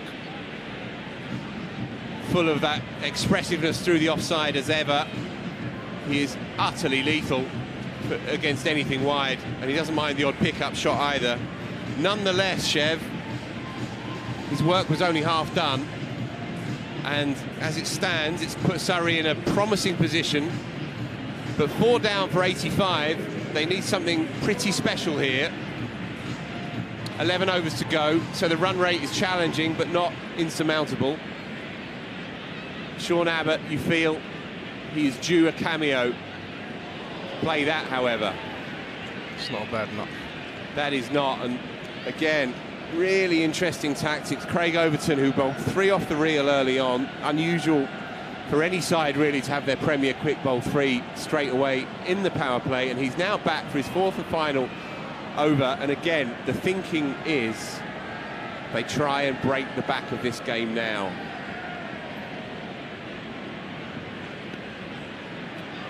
It's good stuff. He's an extremely accurate and nagging seamer in any form of the game. And it shows as well that those kind of old-fashioned values, uncomplicated approach, can be so powerful and so useful in this form of cricket if you're good enough at doing it. Yeah, and Somerset was sniffing a bit of danger and thought, you know, let's get one of our better bowlers back on, try and break this partnership again. Another wicket taken over, and it's all over for Surrey. And I think he's nicked that. Overton hasn't even turned round. The umpire sends him on his way. Sean Abbott. Surrey are collapsing here, Chevy Green. 85 for 5 suddenly.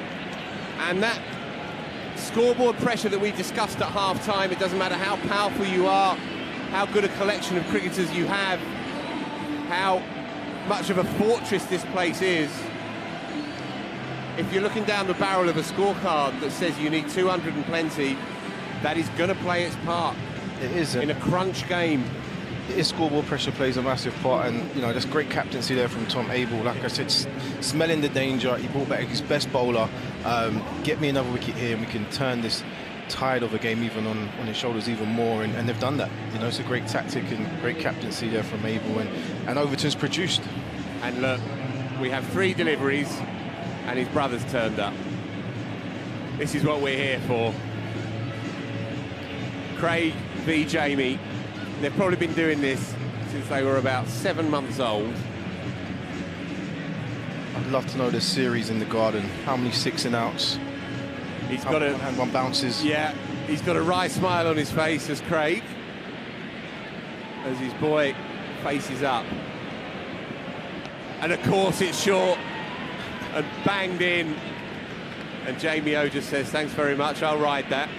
It's quite friendly from him, to be fair. Like, came with a bouncer, but it wasn't challenging. Wanted to give him a bit of a snorter. I reckon he's bowled him a few over the years in the Garden off a length. So, well. Surrey were going okay with Will Jacks at 84 for 2 in the 9th. 84 for 2 became 84 for 3, became 84 for 4, became 85 for 5.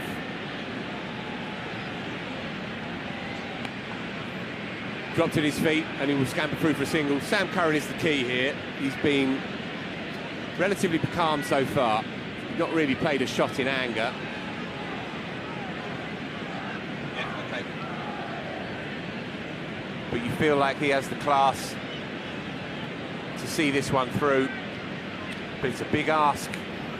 It's a big ask. It's going to take something special. Oh, please. Oh, please. I'm surprised Jamie O still isn't in position just to be blocking that one back to his twin. Halfway point then. Thou shalt not pass. Somerset doing this brilliantly. First time I've seen them in the flesh this year, and you can see why they are such a feared side in this format. Wednesday the 5th of July, 6 o'clock. Women's Ashes T20, it's going to be a real humdinger. You've got to get behind it. 24 quid for adults and just a single £1, Chevy Green. 100p if you're under 16. Go to KiaOval.com. England just fell short in the Test match, but they have a good side. It's going to be absolutely unmissable stuff. Get behind it, KiaOval.com. Ish Sodhi back in the attack for his second over. He's already picked up a couple and changed the tempo and tone entirely, really, of this innings. Enjoying his work. Definitely got a grip on the game here. Shifted the momentum massively, just as Surrey were flying. Jacks was doing some unbelievable things, and he's just come in and bamboozled Surrey. Jamie Overton will know that when the seamers come back in the latter third of this innings, he has the power to change the complexion of this chase. He has the power to send 24, 26 runs from an over if he gets going. So I think against the spinner initially, you might not see too, unless it's there to hit, I don't think you'll see too many big shots from Overton. But when the medium pacers come back on, Ben Green, Josh Davey, then you'll see him really try and open those vast shoulders. Ish Sodhi in again, a bit more air this time. And who's that fielded by Phil? Look at that for a piece of work. Here's my boy. If ever a player gets in for his fielding alone, then it's Thomas Lammonby. I did like his stance. Yeah, it's good, isn't it? Much like a sprinter's stance. Yeah, exactly. Blocks. Exactly. 2 balls to go in the 11th.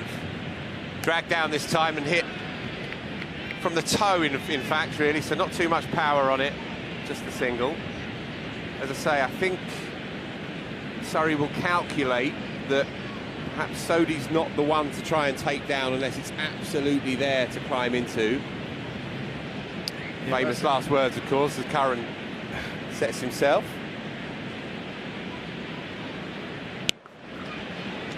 Hit flat and hard up to long on for another single. So, as things stand, Ish Sodhi's bowled 12 deliveries now for just 9 runs with 2 huge wickets. Unbelievable start for him. I'm going to have a little breather, Chevy Green. It'll be Yas Rana to take us into the second half of this fascinatingly poised game. 9 overs still to bowl. 1 overs to go. Sorry, 92 for 5. Looking for a big partnership here with Overton and Curran. Ish Sodhi's completely changed the game here. 2 overs, 2 for 9 from the New Zealand leg spin bowler. I guess one thing you'd say about the T20 Blast compared to other T20 tournaments is that it's probably a tournament that's probably a little bit light on world-class wrist spin. And Sodhi showing the difference a world-class wrist spinner can make. That's straight off the plane. Yeah, amazing, amazing. I mean, he might only play 3 games for Somerset. That's a long way to go for 3 games. It is, but if when you win it, you're going to win it. You got to go for it. Absolutely. The best of the best out there, and he has changed the game. Exceptional bowling. Green into Overton. Knocks into the leg side for 1. So we're, as Phil mentioned, the Wisden office is at the top of the Bedser stand. Yes. And every now and then we'll sit on the balcony and just watch the Surrey players range hit. I don't think I've ever been more physically intimidated by a cricket player as watching Jamie Overton range hit. He can hit a cricket ball so far.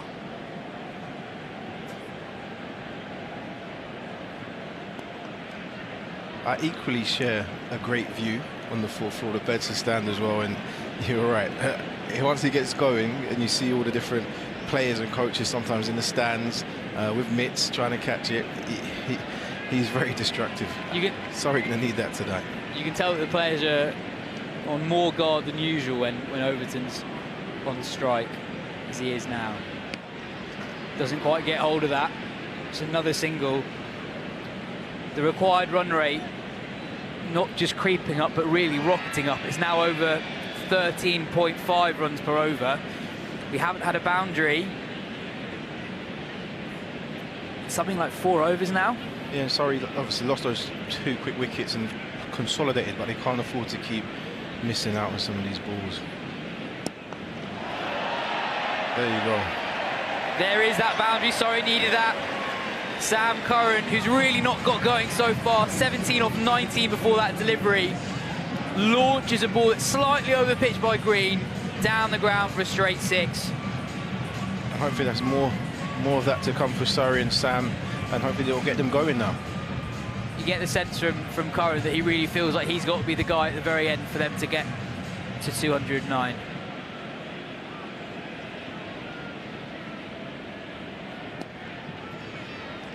Full again from Green. This time he gets it into the block hole. Curran can only pick up 1. Sorry, 103 for 5 at the end of the 12th over. They still needed 106 from the final 8 overs of the contest. It's countdown cricket, a brand new way for us to play this summer. To bowl, bat and field, to be confident and take our chances. And always having fun. This is our game. Sodhi will continue. 2 for 9 off 2 overs so far. He's been maybe even the difference between the two sides. And I think it's interesting how Surrey approach him. So Somerset lost 2 wickets to Sunil Narine, but they still attacked him. He still went at nearly 10 runs and over. And so far, Surrey haven't got going at all off the bowling of Sodhi. Very cautious, and as he approaches his third over, you can't keep just trying to play and get 1s and 2s, because as these overs are creeping up, as you said, the run rate is rocketing up, and they're going to have to target him at some point.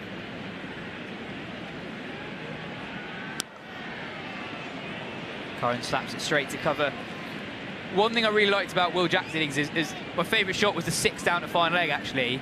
So I think when you have a short boundary on one side of the ground, sometimes you're overly preoccupied with that, and actually you need to take the long boundary on as well sometimes. And I say that because with Sodhi, the leg spinner, who typically spin it into Sam Curran, the left-hander, that's the matchup. Yeah, and that is the competition there,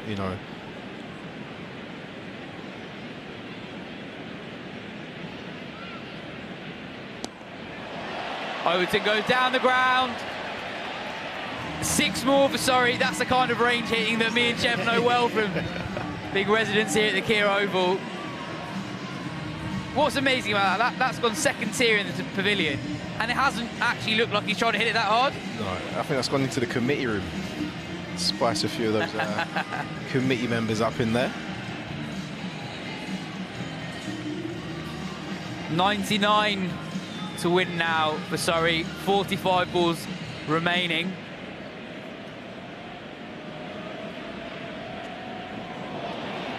Not got hold of that, but he's inside edge that down towards the fine leg boundary, and is very, very well retrieved by Ben Green. He takes a while to get up, but I think he's okay. Yeah, he gets up a bit sheepish, but I think he's all right. As well to haul that back in. But a slight change in gear here from Surrey. The required rate was over 13.5 runs and over at the start of this over, now down to 13.2. 9 runs off the first 4 balls with Sodhi's third over. Slightly wider from Sodhi this time. Yeah, and he's hit it well. He just can't get either side of. I think that's Tom Abel there. You can tell that Sodhi's really trying to land the ball outside the reach of Overton's long levers. Doesn't quite manage it this time, and it's 6 more. Jamie Overton picks up his second 6 of the innings, the second 6 of the Sodhi over. Surrey really taking the attack to Sodhi this time round. Yeah, and it's as we said, yes, they had to go after him, They couldn't just let him bowl. No, too much respect, and Jamie Overton's done fantastic where 2 big 6s straight into the pavilion, 1 for the committee, 1 for the members. Good little spell here for Surrey. Was in danger of getting too far away from them, and they've just upped the rate. Really at the last possible time, you feel, in terms of keeping them interested in this contest. Josh Davey will come on to bowl from the Vauxhall end. For a large period of no boundaries, the last 2 overs so have accelerated very handsomely, and they're going to look to keep that momentum going. Curran and Overton, you got to feel they're both in, so a lot of them to get 209 is going to be reliant on these 2. Davey returns the attack. Curran goes straight again, and it's 6 again. Fantastic strike. 4 6s for Surrey in the space of 10 balls. They're not out of this contest just yet.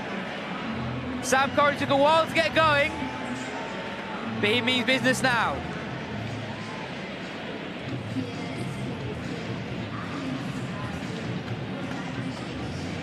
Again, Somerset really trying to protect that short boundary. Davey goes a little bit outside off stump, but he gets his length wrong, slightly over pitches, very much in the slot, right in the slot for Curran, and he doesn't miss out on those. Davey nails the Yorker this time.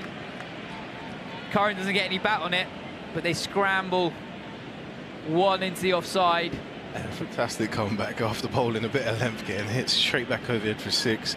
That beauty of T20 cricket. The skill to bowl a Yorker was fantastic there from Green. And the courage as well, right? Oh yeah, of course, especially after getting, you know, pummeled over your head. You get that slightly wrong, and that's in the slot again. Davey into Overton now. Nails the Yorker again, this time rewarded with a dot ball. Brilliant comeback from Davey after being hit for 6, first ball of the over. Yeah, excellent comeback. 2 and 2 on the money. Davies showcasing some of his fine skills here. It's not easy to bowl a Yorker. Bowled a few in your time, yes? Sometimes. Bowled I had a really bad weekend on Saturday, actually. Wasn't coming out well. Davey in again. Slower ball into the pitch. Overton clubs it into the offside and picks up 4. Change of plan from Davey. 2 excellent Yorkers followed by a slow one into the pitch. Sat up quite nicely for Overton, and he found the gap. There's not a big gap between those 2 men on the leg side boundary, but he's timed that pretty well. Very, very well. And Davey, I don't know why he's tried to change it up a bit. He's bowled 2 excellent Yorkers and bowls a half tracker, and it gets what it deserves.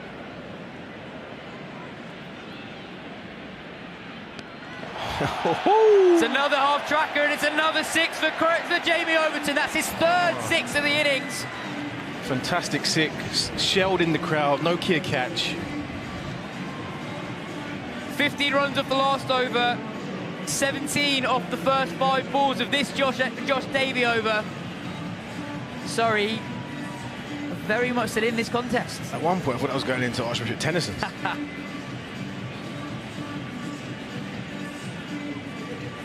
But you're right, he nailed 2 Yorkers in a row, and he's changed to the slower ball bouncers, and that hasn't worked at all.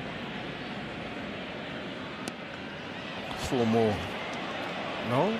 Oh, excellent. Good work on the boundary from Casey Aldridge.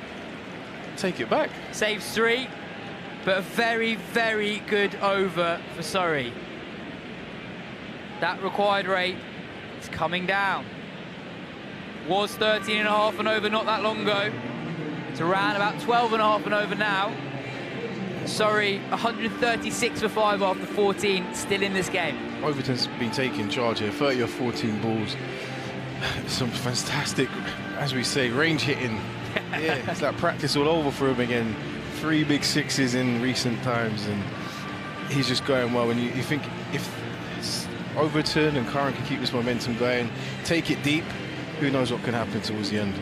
And it's a phrase used for long form cricket, but he's playing each ball on its merit, so he's not concerned about the short boundary. Those short deliveries, he just rocked back and played them as he would. Laurie bowled him! Huge moment for Somerset. Ben Green gets the big wicket of Jamie Overton, who falls for 30 off 15. Surrey lose their 6th wicket, 136 for 6. Jamie Overton was looking ominous for Surrey, completely changed the feeling of this innings. Yeah, he was going great guns there, and you'll be disappointed he's missed a straight one, and yeah, disappointing for him after how he was batting. He just played all around that one. And Ben Green doing what he has done so often for Somerset in this campaign, picking up key breakthroughs just at the crucial moment. We had the battle between the 2 Overtons earlier on in the day, the 2 Curran brothers, and now at the crease for Surrey. Yeah, you have to say Somerset are backing themselves here. Just as every moment looks like Surrey getting back into it, taking back charge of the momentum, you know, they're about to pull it back with a wicket, and they're sticking with it. Other teams might crumble a bit under the pressure of the boundary start riding in, but Somerset have stuck to their plans, and each time Surrey look like they're going to get away, they pull it back. Curran gets off the mark. Would just be 1 though.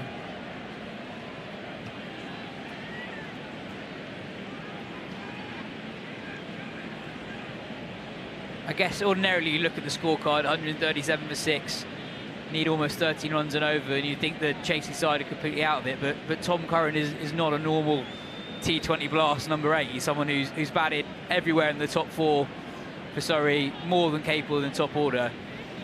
And as we talked about earlier, you've still got Chris Jordan to come, you've still got Tom Laws to come. There's still batting left for Surrey, but you do feel now that one of these two needs to go on and get a really significant score. Yeah, you know, the onus is looking at on Sam, and yeah, we can see how he goes on. Knocks it into the leg side. They'll think about the second. They'll come back comfortably.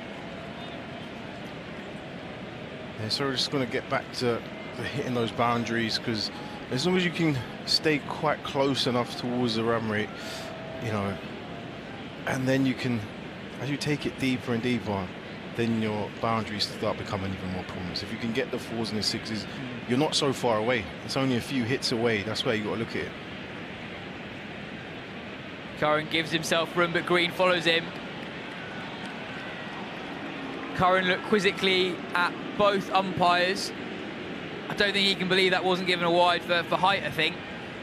Well, it's one of those interesting kind of rules now, isn't it? As soon as the batter kind of makes a bit of space, Green's done a fantastic way to follow him, and he looked like a wide even though he followed him even more so, but it's just one of those unfortunate things now, how the game's changed.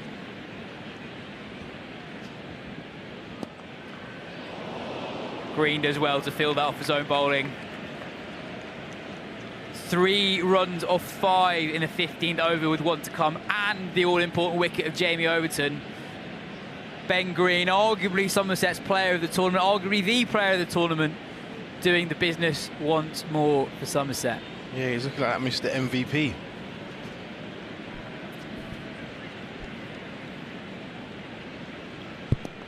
Nails the Yorker again. The Curran brothers will scamper for 2. But Somerset don't mind 2s right now. Well over 2 runs a ball required for the home side. Yeah, yes, just as you were saying, as that run rate started to come down, it's gone back to rocketing back up. I think 13.6 is probably the highest the required run rate has been at any point in the innings. But I guess from Surrey's point of view, they'll back the 6-hitting power they still have. Obviously, these two at the crease, and Jordan and Law still to come. They'll just be thinking, just stay in this game. Yeah, for the last 5, you know, you can score astronomical amount of runs in the last 5 if you've got your batters set and they're going. And, you know, Surrey can still look to back themselves. They've still got batters, you know, in the Judy Dench. And, you know, who knows what can happen. And also in terms of overs left, Somerset operating completely differently to Surrey. Surrey had plenty of bowling options, and you're never quite sure who's going to be used when. Somerset have only used 5 bowlers. Craig Overton's bowled out 1 for 26. He was brilliant up front. But Matt Henry's only got 1 left. Ben Green's been excellent, but he's only got 1 left. Josh Davey, 2 overs for 33 so far. He's probably going to have to bowl 2 overs if this goes to distance.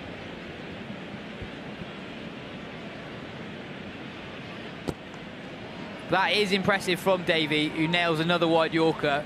1 for Curran. Yeah, and we've touched on it a few times tonight already. You know, Somerset, they have got a limited. They don't have the luxury that Surrey do in terms of the bowling. But what they have done, the bowlers that have bowled, they've stood up. They've been carried on. You know, Overton coming back, taking the crucial wicket earlier on. You know, it's made a big difference.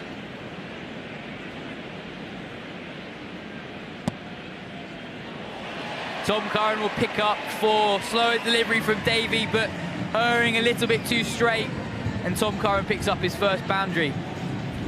Yeah, Josh Davey's figures, you wouldn't say are particularly pretty at the moment.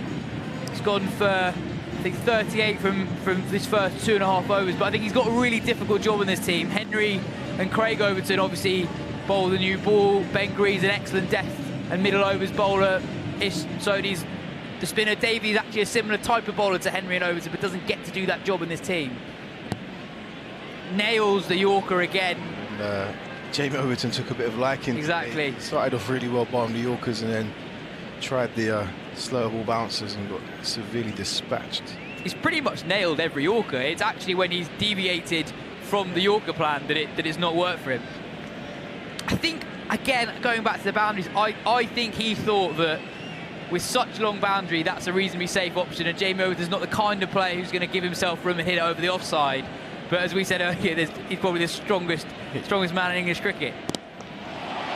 Misses the Yorker this time. Sam Curran gets under it. 6 more for Sam Curran, his 3rd of the innings. He moves into the 40s.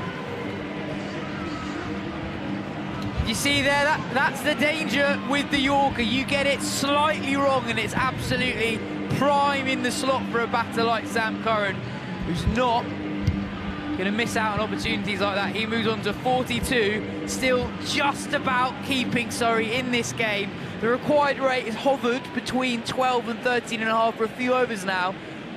Surrey, they're not on top, but they're still in this as Phil Walker joins me for the end. In the block hole, and punked out to straightish mid-wicket, so Sam Curran will retain the strike. 43 from 32. He's just started to make his move. He's been relatively calm for the first half of his innings as he let Jacks initially and then Jamie Overton do their thing.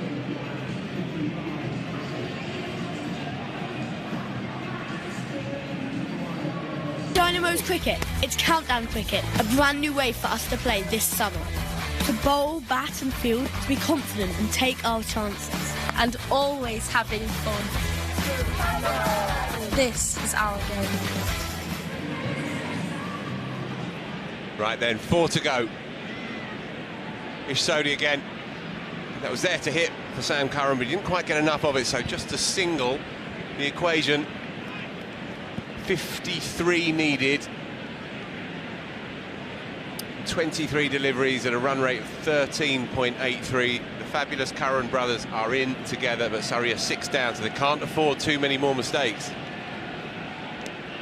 I think there's been something almost Stokesian about this Sam Curran innings, starting almost inexplicably slowly for a run chase of this magnitude.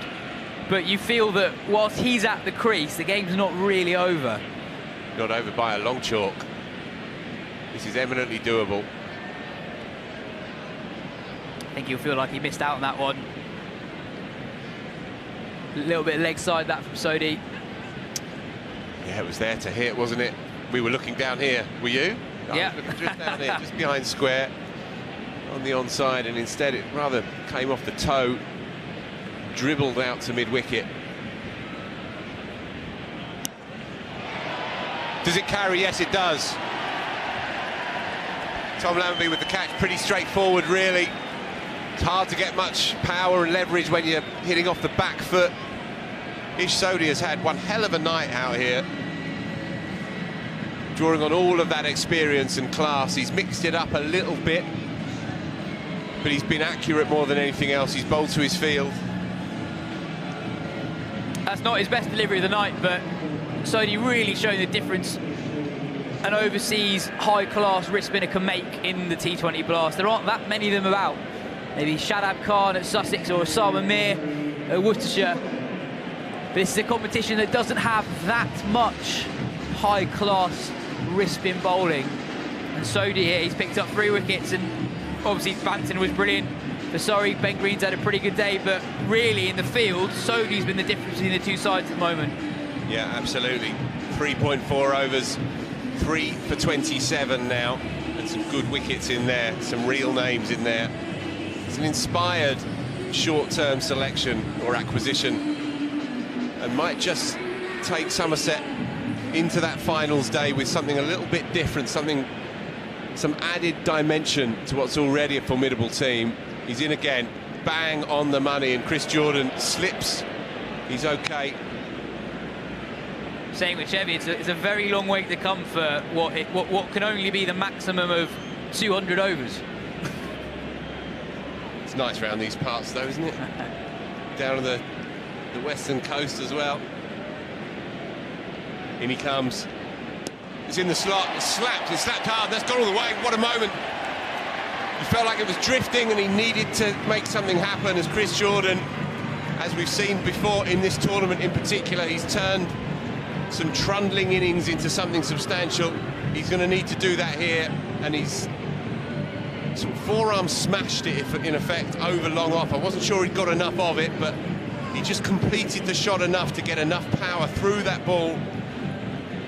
They needed to pierce the boundary from the final delivery of Sodhi's evening, and they've done so.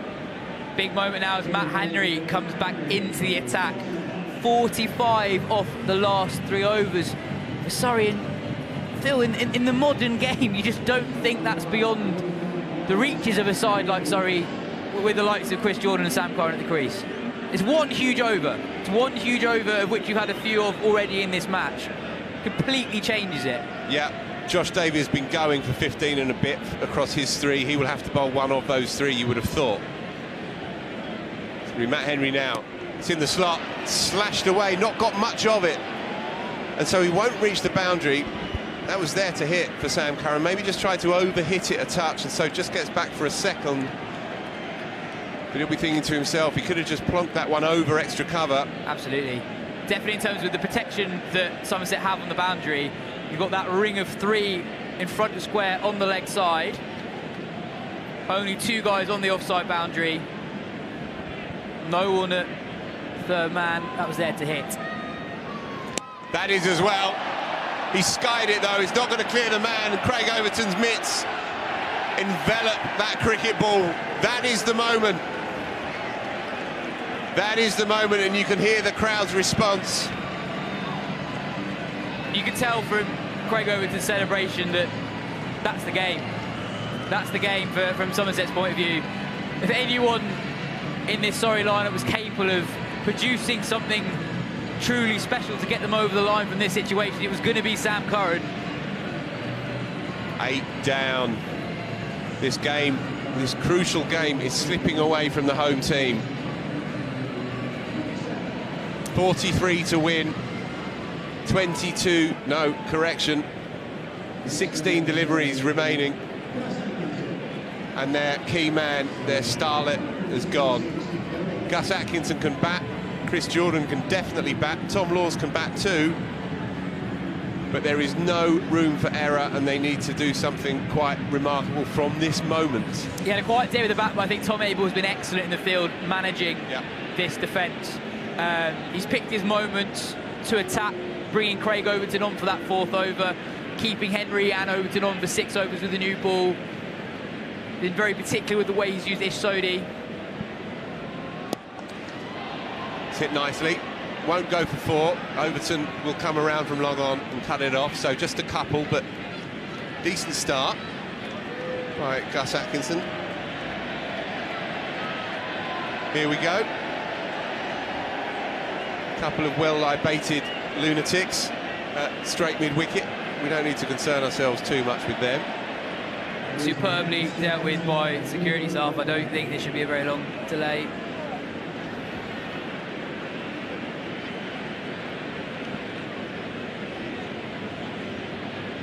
.41 required. Just 15 deliveries to get it. The game resumes.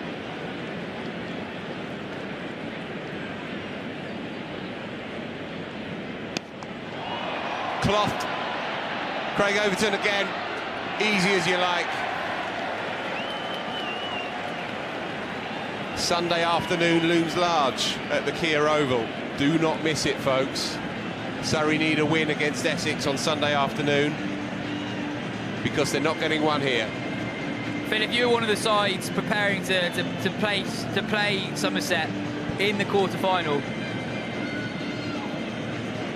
what weaknesses, if any, would you look to target in this Somerset side? I think they've been brilliant in the field. Yeah, I think you absolutely nailed it. Tom Abel has run this show immaculately. As we said at the top, this is clearly a team that knows itself inside out. I guess you could, if you're being really pernickety, Josh Davey might be a bowler to target to try and take down. But there aren't too many weaknesses in this team. And they have match winners from top to bottom. In Tom Banton, they've got something special. In Will Smead, although we didn't see it tonight, they have something very special. They're just a very well-run cricket club.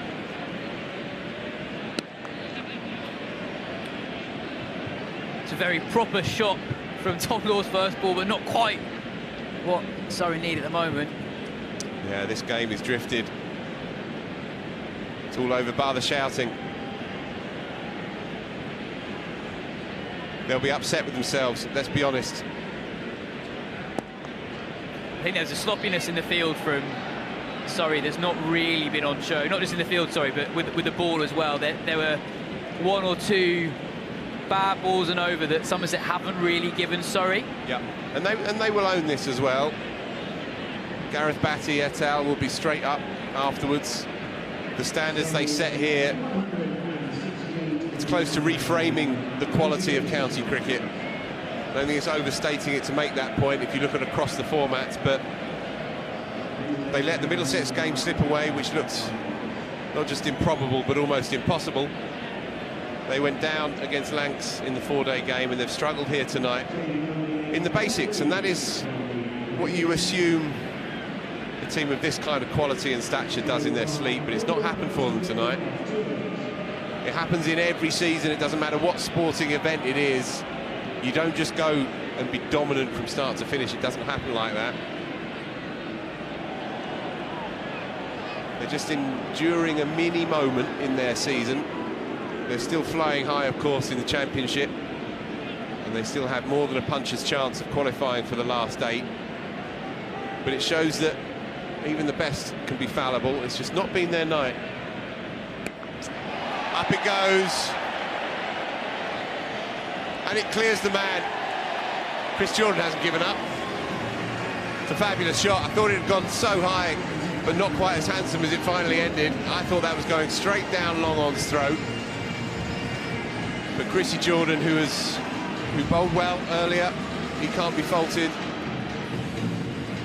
He was a bit cranky with one or two of his fielders as well, which is not like him, but again indicative of a night where it's not quite gone their way. 10 deliveries remaining in the game, 35 wanted. That's plugged, and so they'll get back for a couple. 33 from 9. If Surrey fans, who are also England fans, I imagine it's been a pretty long day. It's not been a great day for a Surrey and England fan. If you're off some good news, it's not going that well for Essex, Kent and Hampshire, who are the 3 teams immediately below Surrey in the table. So again, swing and a miss.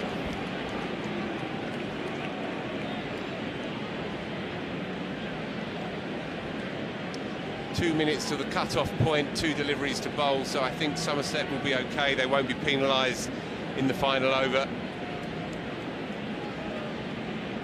Ben Green again, slapped, just shy of the man at long off, but just a single. That's not what Chris Jordan wanted, or the vast majority of patrons here, who've nonetheless enjoyed an extraordinary cricket match, really, in many respects. They've seen 2 county sides go up against each other, littered with international stars. And we've seen yet again the best part of 400 runs. Yeah, I think we've seen the best fielding side, best bowling side come against the most destructive batting unit. I think on this occasion, that is smartly engineered, but it won't quite run away because there was no pace on that delivery by Ben Green. Good stuff by a very impressive and resourceful cricketer who's having one hell of a campaign. Ben Green came into this game top of the wicket-taking charts. He's had another good night. 30 off the final over. It's not over yet. It's not over yet. If you insist, Yas. It's funny how the early exchanges so often set the tone of a game like this, and once the momentum shifts or it drifts away from you, it's so hard to pull it back. It happens to the best, but Laurie Evans' early misfield precipitated Will Jacks's off day in backward point. 1 or 2 errant deliveries, 1 or 2 only average spells, and suddenly you're staring down the barrel of 208. Last over then. Josh Davies taken some tap, but I imagine he will enjoy this. His execution of the Yorker has actually been excellent. Yeah. to be fair to him, he's had a really difficult job in this Somerset side. He doesn't have the same role clarity as an Overton or a Henry or a Green. And actually, when he stuck to the Yorker, it's been really, really effective.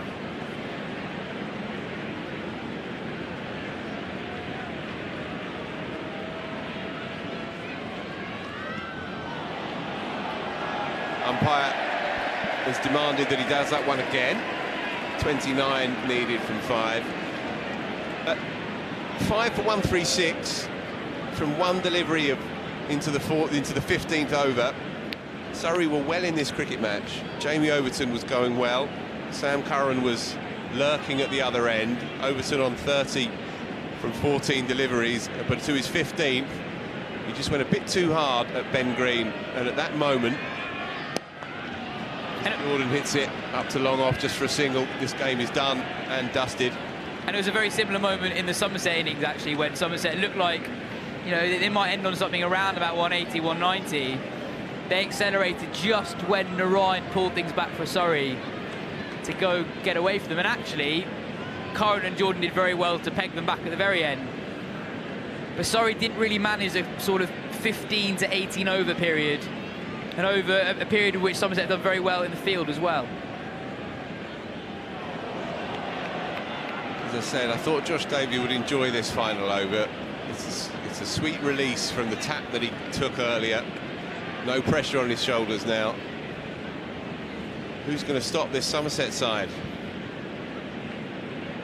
22 points from 13 games. This really does speak for itself. That is outstanding in a notoriously difficult group where everybody, with the exception of one or two north of the river, struggling a little bit, but the overall standard is excellent. And in a format as volatile as T20 cricket, to have that level of consistency, and there are so many changeables as well. You've got a couple of rounds of county championship thrown in there. So to be able to maintain that momentum with so much going on is so impressive. So, Surrey with work to do on Sunday afternoon. What does it mean, Yas? Can you discern this table for us? If Essex lose, and Middlesex are well in that game, right, perhaps marginal favourites in their run chase. So there's a bit of weather about in some of the games which might affect things. But Surrey, what they do have in their favour is they've got an extremely healthy net run rate. Essex isn't great, so you'd think that if Essex don't get over the line against Middlesex today, Surrey, about to lose here at the Kia Oval, they won't be mathematically through, but actually they'll be extremely well placed to qualify. Maybe not necessarily for a home quarter-final, but to get through to the last 8. Final delivery then, and it slapped and cleared the man an extra cover, but that is too little too late, and Chris Jordan simply turns on his heels, head down, pops his bat under his arm and accepts defeat. It's been a classy cricket match in many respects. There's been some quality with the bat in particular. Tom Banton played the hand of the night, but it's been in the field really where Somerset have really marked themselves out as perhaps the form side in T20 cricket in the country. They know their roles, they know their jobs. They are a well-drilled and supremely confident unit, and Surrey have come up short here in truth. Somerset consolidate their position at the top of the table. They were already guaranteed a home tie in the quarters. But as we really do get into the nuts and bolts of this campaign, Sunday looms immensely large at the Kia. As Essex turn up, they will be smarting a little bit themselves after their golden boy Dan Lawrence, it was announced, will be playing his cricket here at the Kia Oval from next year. That game will have everything on it. The weather is set fair, and Surrey, having strolled and swaggered through the first 2/3 of their campaign, they may yet come unstuck. Sunday is a huge moment in their season. The crowd have enjoyed themselves. They've been gripped all night. As I said earlier, sometimes you get that sense that Friday nights is a knees up with a cricket match. It was absolutely emphatically the other way round here. It's been superb stuff in many respects. I've really enjoyed watching Somerset come and play. That is a statement win. They've showed why they're top of the table. And if you compare the two sides, I think Somerset have such a specific method and they know exactly how they're going to navigate both innings. Whereas with Surrey, even in some of their standout performances this season, there's an element of chaos to it. The Sean Abbott 34 ball 100, you don't plan that from a guy who averages 11. Whereas Somerset, you've got that awesome top five, really is high class. And that bowling attack, Craig Overton and Matt Henry, arguably the best new ball pairing in the competition. They've obviously brought in Ish Sodhi, but Roloff van der Merwe has done an excellent job for them throughout the campaign, going at sevens. Yeah, final analysis, Somerset win by 18, immensely impressive. Betty, it's over to you. Well, yeah, it wasn't Surrey's night at all. And like Phil Walker says, it all comes down to Sunday. Back-to-back losses now for Surrey. They face Essex here at the Kia Oval on Sunday. They will need a win if they want to make it through to the quarter-finals. I've got Chevy Green with me. Chevy, what do you make of that second innings? Yeah, it was a spirited effort in the end, but a methodical performance there from Somerset to bring the game home. And Surrey will be disappointed again to lose it 2 on the bounce. And as you just rightly said there, all roads lead to Sunday.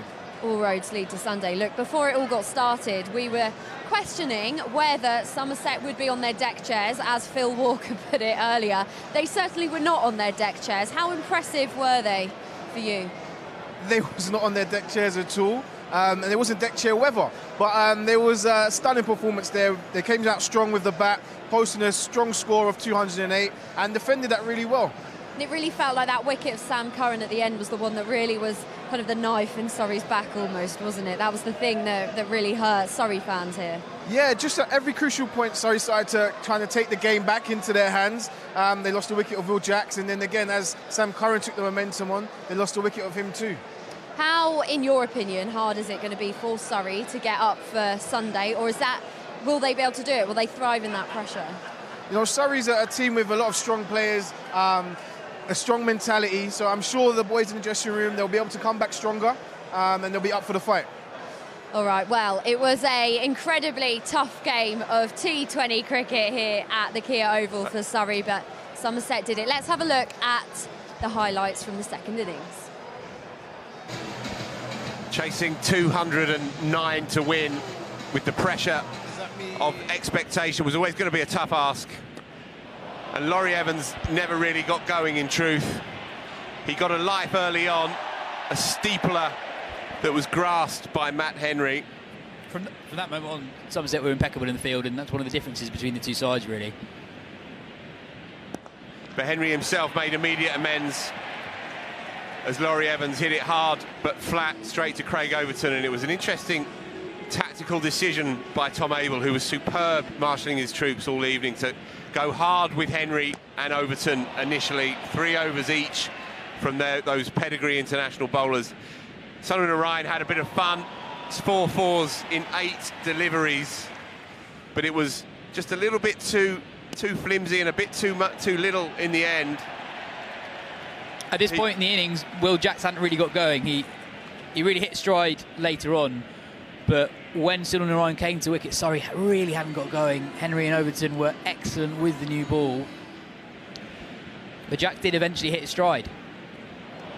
Yeah, he felt like he had to do something against Craig Overton, who was hitting that heavy length, gave himself a little bit of room and executed the ramp shot to free the shackles, and followed it up with another maximum against Josh Davey. For a time, it looked like Will Jacks might be setting this game up for a real tight humdinger of a finish, as it was. Soon after reaching his half-century came the key moment in the innings. 25 deliveries to bring up his 50, but from his 26, after 3 sixes and 4 fours, Ish Sodhi on debut for Somerset dared to toss one up. Jacks got a lot of it, but not enough. And again, the perfect embodiment of how good Somerset were in the field. Tom Kohler-Cadmore pulls that one in. That would have gone all the way. It was a brave performance from Somerset in many ways. They really attacked with their bowling decisions in terms of who to bring on at certain points, and Sodhi was rewarded for courage in really tossing up. He got hit for 6 a couple of times towards the end of his spell over his head, but he was brave enough to toss it up and picked up wickets as a result.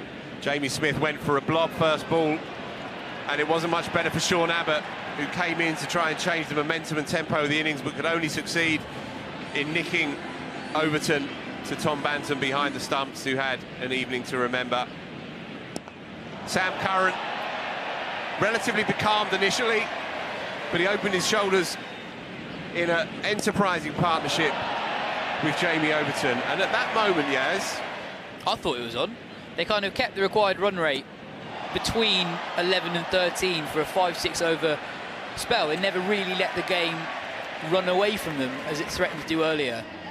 And you felt that Overton in particular, you felt that was the only time in the game that Somerset didn't really have an exact plan of how to deal with him. they put on 51 in a little over 5 overs. And at that point, you felt like the game was very much in the mitt of Surrey if they could just hold their nerve. But it was Ben Green again, who's had such an incredible campaign for Somerset, came into this game leading the wicket-taking columns across the whole of the country. And he almost a blast DJ Bravo. Not express pace, but so clever with his variations, mixing it up. He seems to have a really clear plan for every delivery. Tom Curran flickered briefly, but Ish Sodhi, using all of those years of experience, moved him on. Curran went for just 7, caught by Tom Lammerby, who was superb in the field in the outer. And you felt that everything rested on Sam Curran at this point. Curran on 47, couldn't quite get underneath Matt Henry's slower ball, couldn't get enough of it. And Craig Overton, such an outstanding fielder anywhere across the arena, gobbled up the chance. With that moment, you felt like Surrey's race was run. Gus Atkinson, another easily snaffled by Overton. And by this point, it was merely a procession. Somerset superb in the field, brilliantly marshalled, well conceived by the skipper. They are a well-oiled and very, very well-drilled cricket team. Little wonder that they already have a home quarter-final booked in, even before this game. Surrey, on the other hand, Yas, it's all to do on Sunday afternoon. It feels like it's a showdown with their near neighbours, Essex. Absolutely, and I think Somerset have laid a marker for the rest of the competition. They are the form team, and they showed why today. They're won by 18 runs in a classic. Well, thanks so much to our commentary team then. There we have it. Somerset won by 18 runs this evening. If you're interested in what Sunday's going to look like, you can head over to the Essex YouTube channel to have a look at that game. Their game against Middlesex is still ongoing. I know Surrey fans aren't ever going to support Middlesex, but if there was ever a time, it would be now. That crucial game on Sunday. Have a look at what Essex are doing. Kent and Hampshire's games are temporarily stopped due to rain as well. They're, of course, under Surrey in the table, so those crucial 3 games, Essex, Kent and Hampshire, still ongoing at the moment. But thank you so much for joining us wherever you are in the world. It wasn't to be for Surrey this evening. Somerset winning by 18 runs. Who on earth is going to stop them? 22 points from 13 games, top of the South Group. They are the leaders, but it's all down to Sunday's game and whether or not Surrey can make it through to the quarter-finals. Join us then. We'll see you there.